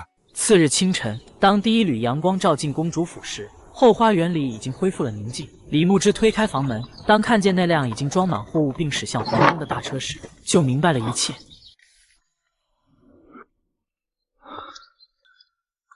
早啊，将军，昨晚睡得可好？辛苦了。不辛苦，就是有点饿。江参军，早膳已经备好了，本宫……哦不，我亲自下厨做的。多谢嫂子。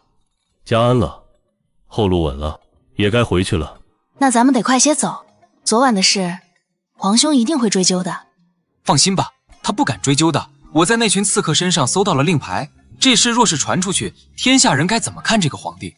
不过这破地方我早就不想待了，但走之前还得去见一个人。见谁？严阁老。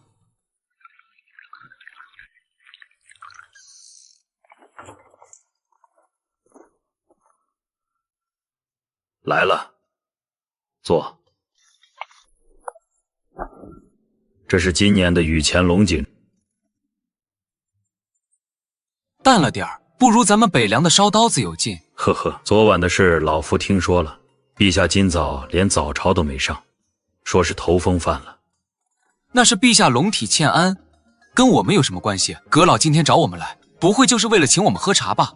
这是兵部和户部联合签发的通关令。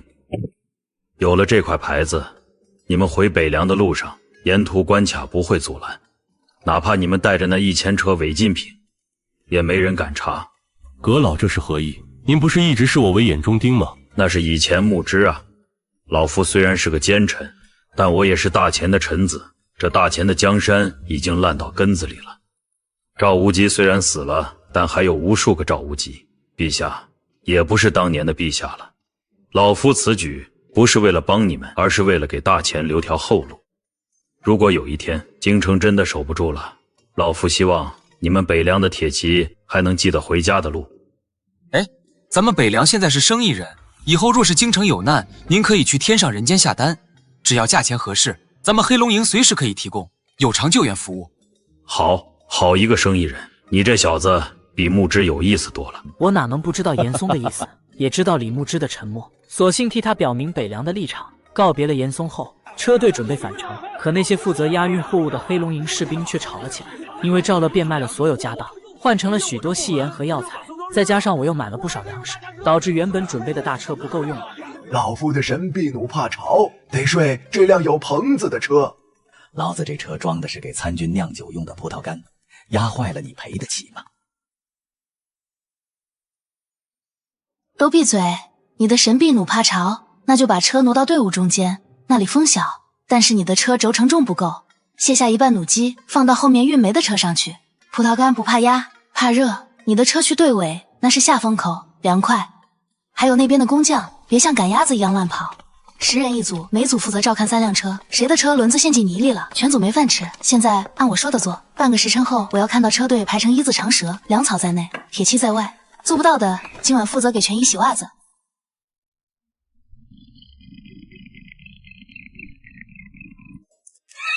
将军，看见没？有个女人管着，这帮野狗才像个人样。将军，你也别闲着，晚上给嫂子打盆洗脚水去，这叫夫道。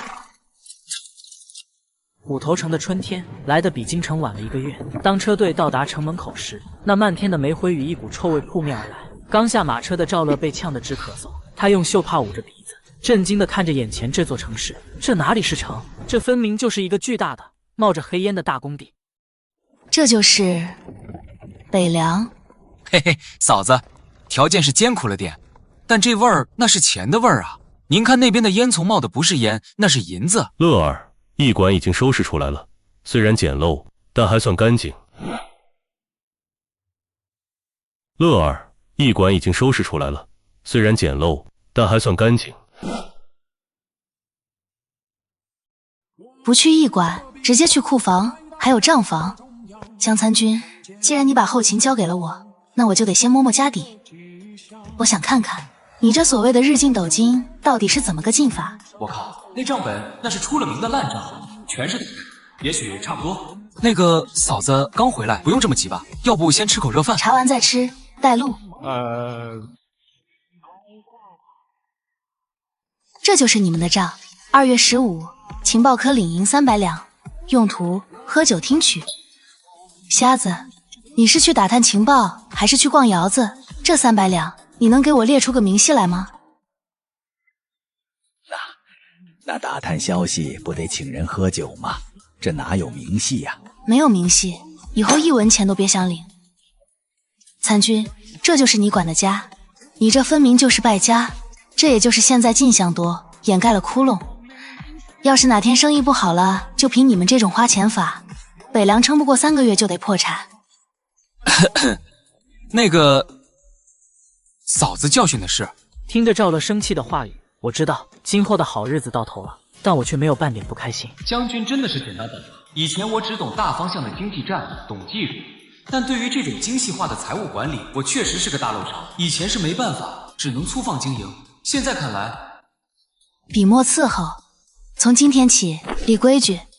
至于参军你你的小金库充公，以后凡是超过1000两的支出，必须有我和将军的双重签字。不要啊，嫂子，那是我的私房钱，我要留着娶媳妇的。等你娶媳妇的时候，我会给你包个大红包。现在那是北凉的军费，充公。笑什么笑？你也跑不了。以后每天去给夫人磨墨，学会了算账再回来。这一夜，北凉攻方的灯火通明，在赵乐的指挥下，虽然大家叫苦连天，但每个人都惊讶地发现，原本混乱不堪的攻防，竟然开始变得井井有条，物资不再莫名其妙的消失，干活的效率提高了不少。赵乐整日都待在帅帐内指挥，在几天后，他又给镇北军带来了一个惊喜。这是我整理出来的必购清单。咱们现在虽然有钱，但缺的东西还很多，特别是盐和铁。虽然从逍遥王那里买了一些，但那是杯水车薪。我算过了，如果要支撑10万大军和10万流民，咱们还得再开辟一条商路。商路？南边有大楚，已经通了，还缺哪？西域那里盛产铁矿、棉花，还有马匹，而且他们不归大钱管，也不听大晋的。只要咱们有东西跟他们换，那边的商路就是畅通的。可是西边有大晋挡着，那就绕过去。嫂子说的对，西域这块肥肉咱们必须吃下来。而且我听探子说，大晋在西边的矿山里挖出了这个，他们不知道这是什么，但我知道。这是什么？硝石。咱们现在的火药威力不够，就是因为缺这个。可笑那大晋竟然把这么好的东西当废石扔了。如果咱们能把西边的商路打通，把这硝石运回来。好，这件事让谁去？让瞎子去吧，再带上毕勒格。毕勒格他还是个孩子，他是草原的人，懂马，也懂怎么跟那些蛮不讲理的西域人打交道。让他去历练历练，读万卷书不如行万里路，而这次西行就是他的成年礼。第二天一早，一支只有50人的小型驼队悄无声息地离开了虎头城。瞎子带着毕勒格前往西方的黄沙之地。我原本以为这是项极为简单的任务，但没想到1个月后的清晨，就看到一名斥候满身泥泞地冲了进来。参军、将军、瞎子他们回来了。回来了？这么快？不是全回来了，只有瞎子一个人回来了，而且受了重伤，现在就在医馆，老黄正在抢救。什么？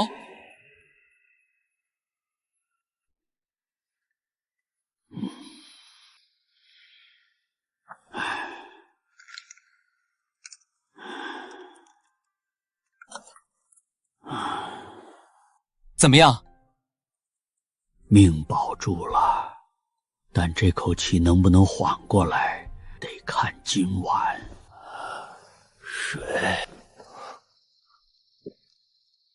参军，东西带回来了。是硝石，纯度极高的硝石。这就是你要的火药引子。西域遍地都是。发生了什么？毕勒格呢？剩下的49个兄弟呢？被扣下了。我们在此沙海的边缘碰上了楼兰国的军队，他们想黑吃黑，死了。没，毕勒格，那小狼崽子长大了，他带着剩下的人推进了一座废弃的古城。他让我带着这包东西先回来报信。他说他是金帐王子，楼兰人不敢杀他，只能拿他当筹码。将军，江鼎，我知道你的意思，但现在需要冷静。一旦我们派兵去攻打楼兰，那北凉就有可能被大晋趁虚而入，到时候得不偿失。楼兰是个小国，也就是个绿洲城邦，人口不过10万，兵力顶多1万，他们哪来的胆子敢扣咱们北凉的人？除非80%是大晋。宇文成都那老小子正面打不过咱们，就想在后面给咱们使绊子。我走出医馆后，外面的天色阴沉，这是我第一次赤别，但李牧之的担心不无道理。楼兰附近全是黄沙，再加上路途遥远，真理大炮根本运不过去。若是派上镇北军前去，大晋必定会得到消息，趁虚而入。这是让我头疼了好几天，终于有了办法。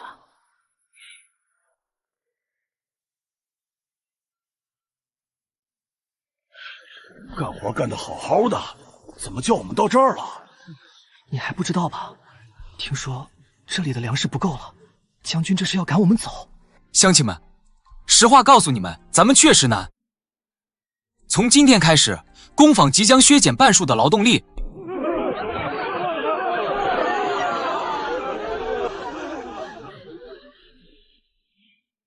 从今天开始，工坊即将削减半数的劳动力。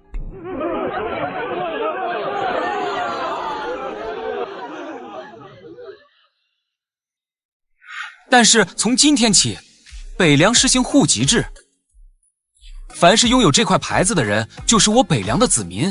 有了这块牌子，每个人每月可以去将军府供销社，免费领20斤白面、1斤豆油、半斤猪肉。有了这块牌子，你们的孩子可以免费进北凉学堂读书。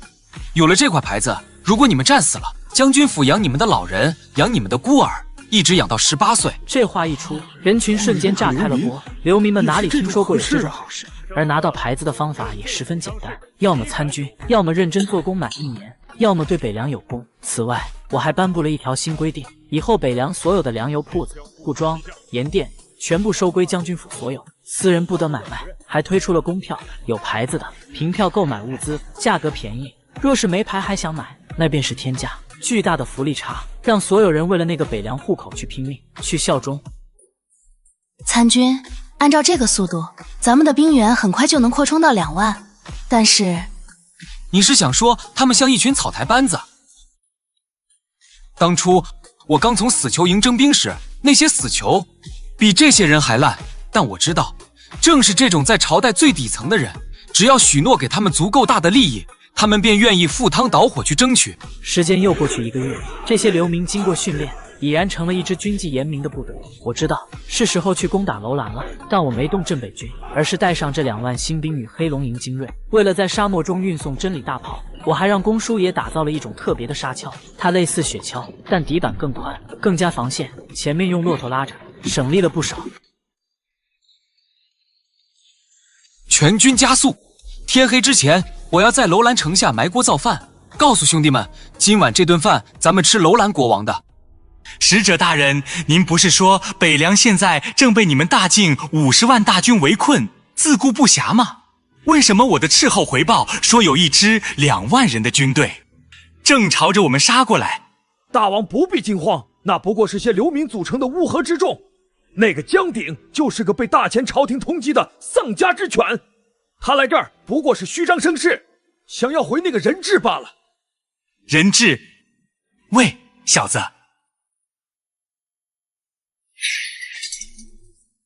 你那个主子带人来救你了，你说我是该把你煮了祭旗，还是把你挂在城头上当挡箭牌？我要是你，现在就会打开城门，跪在地上，准备好烤全羊和美酒。大胆，死到临头还敢嘴硬！我有沙漠天险，有坚固的城墙，还有大晋的支持，他2万流民能奈我何？流民，你知道我这几天在想什么吗？什么？我在算账，算你们楼兰城能值多少钱。因为我那位老师，他从不做亏本的买卖，他既然带了2万人来，那就说明他要从你这儿拿走的东西至少值2万人的出场费。而你现在的选择不是杀不杀我，而是你想怎么死，是被炸成碎片，还是被那2万个流民撕成碎片？你来人，把他给我吊起来，挂到城门上去，我倒要看看那个江鼎敢不敢动真的。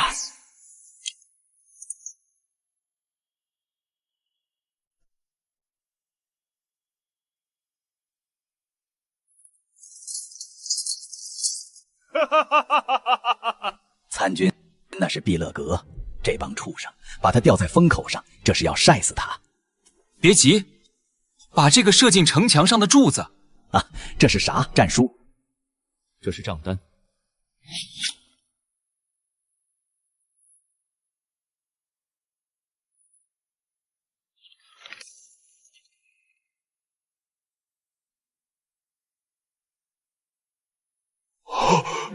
欺人太甚，欺人太甚！他以为他是谁？大前皇帝吗？传令，死守，给我死守！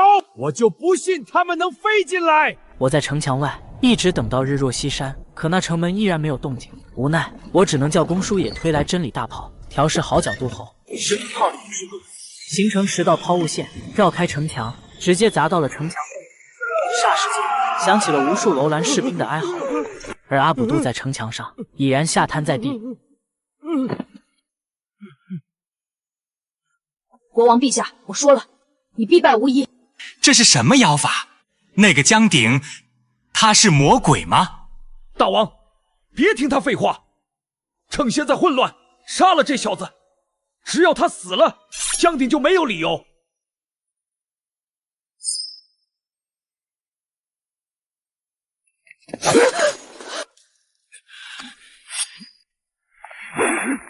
蠢货，你想害死我吗？没看见城外那2万个疯子正等着借口屠城吗？王子，不，爷爷，小祖宗，求求你，快跟那位黑阎罗说说，别打了，我给钱，那张账单上的钱我全给，双倍给。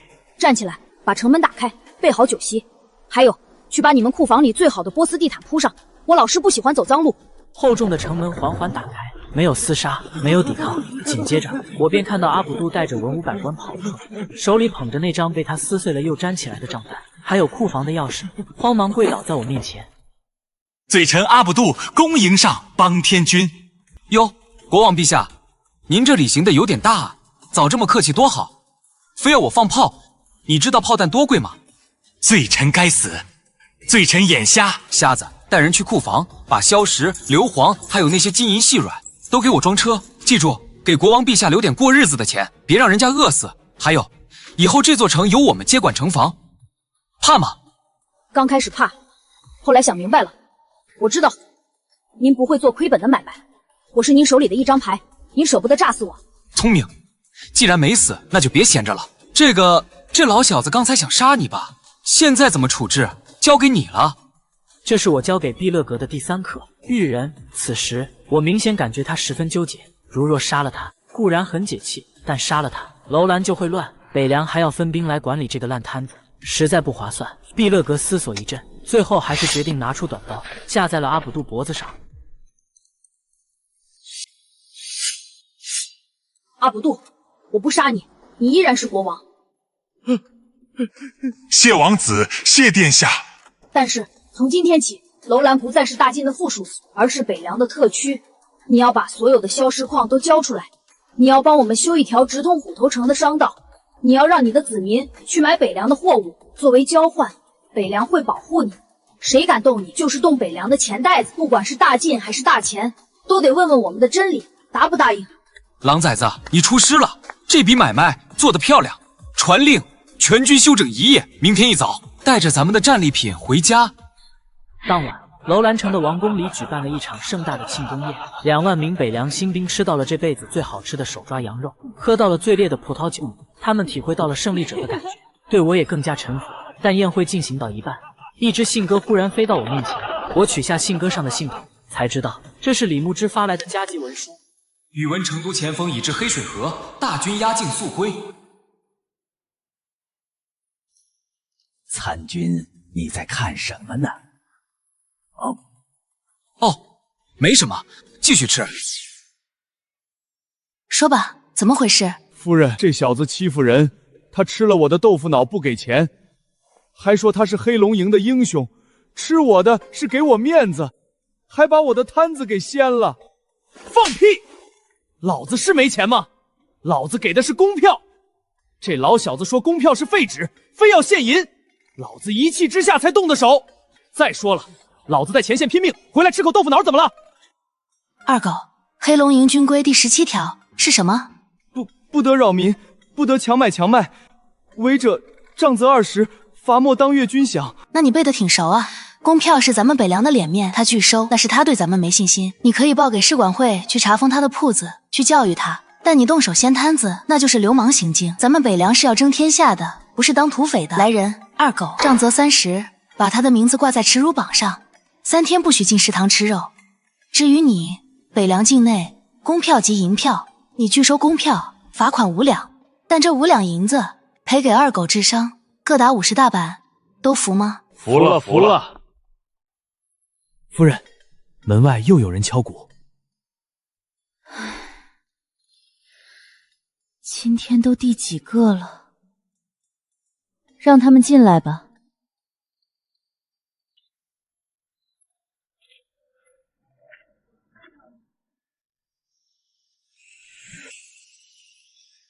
咦，有这么多人生病吗？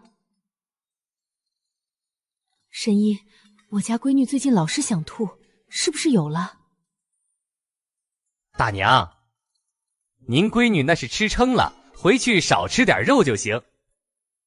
不过我看您闺女这面相，那是旺夫啊。咱们黑龙营有个叫铁柱的百夫长，单身人老实，每个月饷银5两，您要不要考虑考虑？真的5两，借，必须借。黄神医，你这是治病呢，还是拉皮条呢？夫人，这您就不懂了，这叫综合治理。咱们这虎头城现在光棍太多了，那帮黑龙营的小子手里有了钱没处花，荷尔蒙精力没处发泄，容易惹事儿，像二狗那样。而这些流民家里呢，穷得叮当响，就想找个靠山，这不正好配对吗？正好今儿个是初一，咱们搞了个相亲大会，夫人要去指导指导工作吗？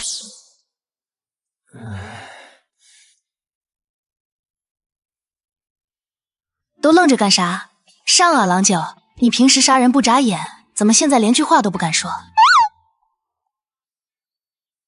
那个，俺叫郎九，俺杀人很快的，真的，一刀毙命不疼。俺杀人很快的，真的，一刀毙命不疼。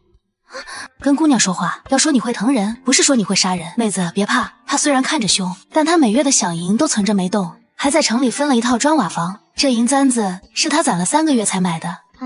俺会做饭，也会缝补衣裳。成了，我有媳妇儿了。我也有房，我有猪2头。这才是根，有了家，有了老婆孩子热坑头，这帮野狗就会变成看家护院的忠犬。当大晋的军队再打过来的时候，他们会因为想守护这来之不易的小日子，他们会自发的把敌人的脑袋拧下来。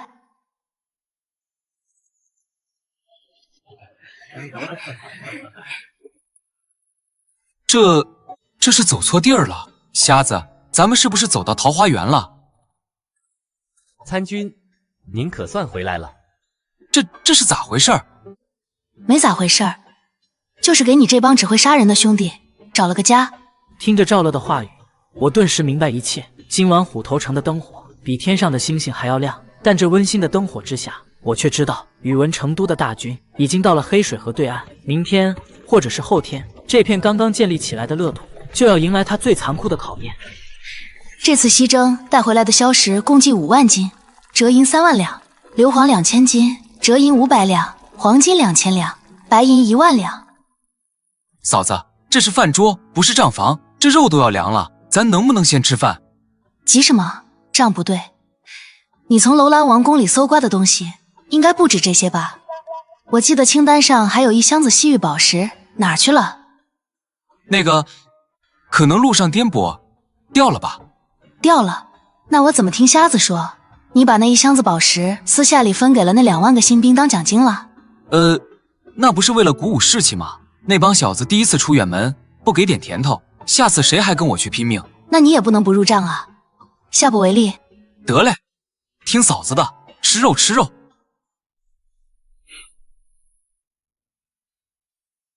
多吃点菜，在沙漠里没吃过绿叶子吧？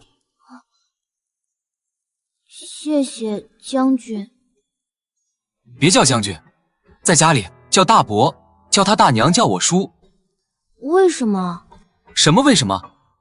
你现在是我徒弟，一日为师，终身为父，懂不懂？虽然我不想当你爹，但辈分不能乱，赶紧叫人。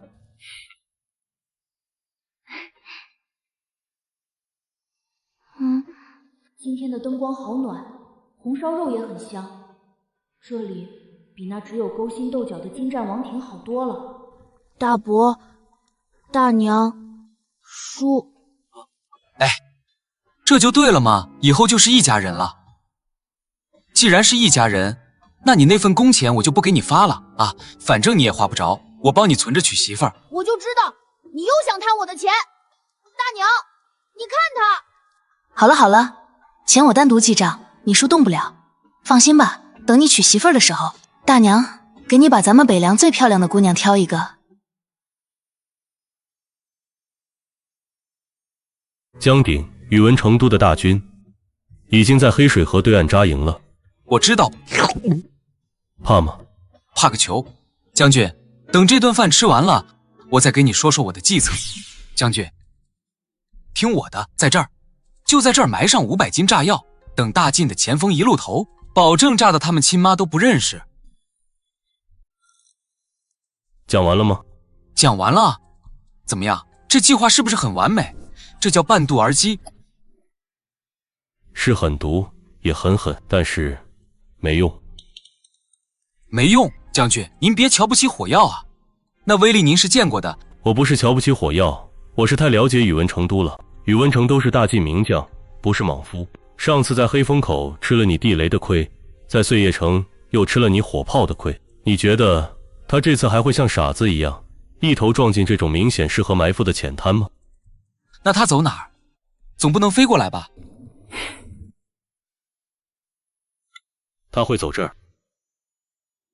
落凤坡那地方地势高，水流急，不适合架浮桥啊。正因为不适合，所以才安全。宇文成都在赌我们会在浅滩设伏，赌我们会把所有的重火力都集中在好走的地方，所以他会反其道而行之。他会利用今晚的大雨，在落凤坡强行架桥。一旦占据了高地，他的重弩就能居高临下，压制我们的火炮阵地。到时候，他的50万大军就能如洪水般倾泻而下。如果真如李牧之所说，那我在浅滩埋的那些炸药就成了摆设，而北凉的侧翼将完全暴露在敌人的屠刀下。那咱们赶紧把炸药挖出来，移到落凤坡去。来不及了，江鼎，你太依赖那些奇技淫巧了。火药也好，陷阱也罢，那是术，但打仗讲究的是势。既然他想走高地，我就让他走。传令，前军变后军，后军变前军，黑龙营不动，作为预备队，让步兵营扔掉所有的重盾，只带横刀和短矛，立刻出发，前往落凤坡下方的芦苇荡埋伏。记住，是埋伏，不是阻击。没有我的将领，就算敌人的刀架在脖子上，也不许动，不许出声。我要放他们进来，放满5000人，再关门。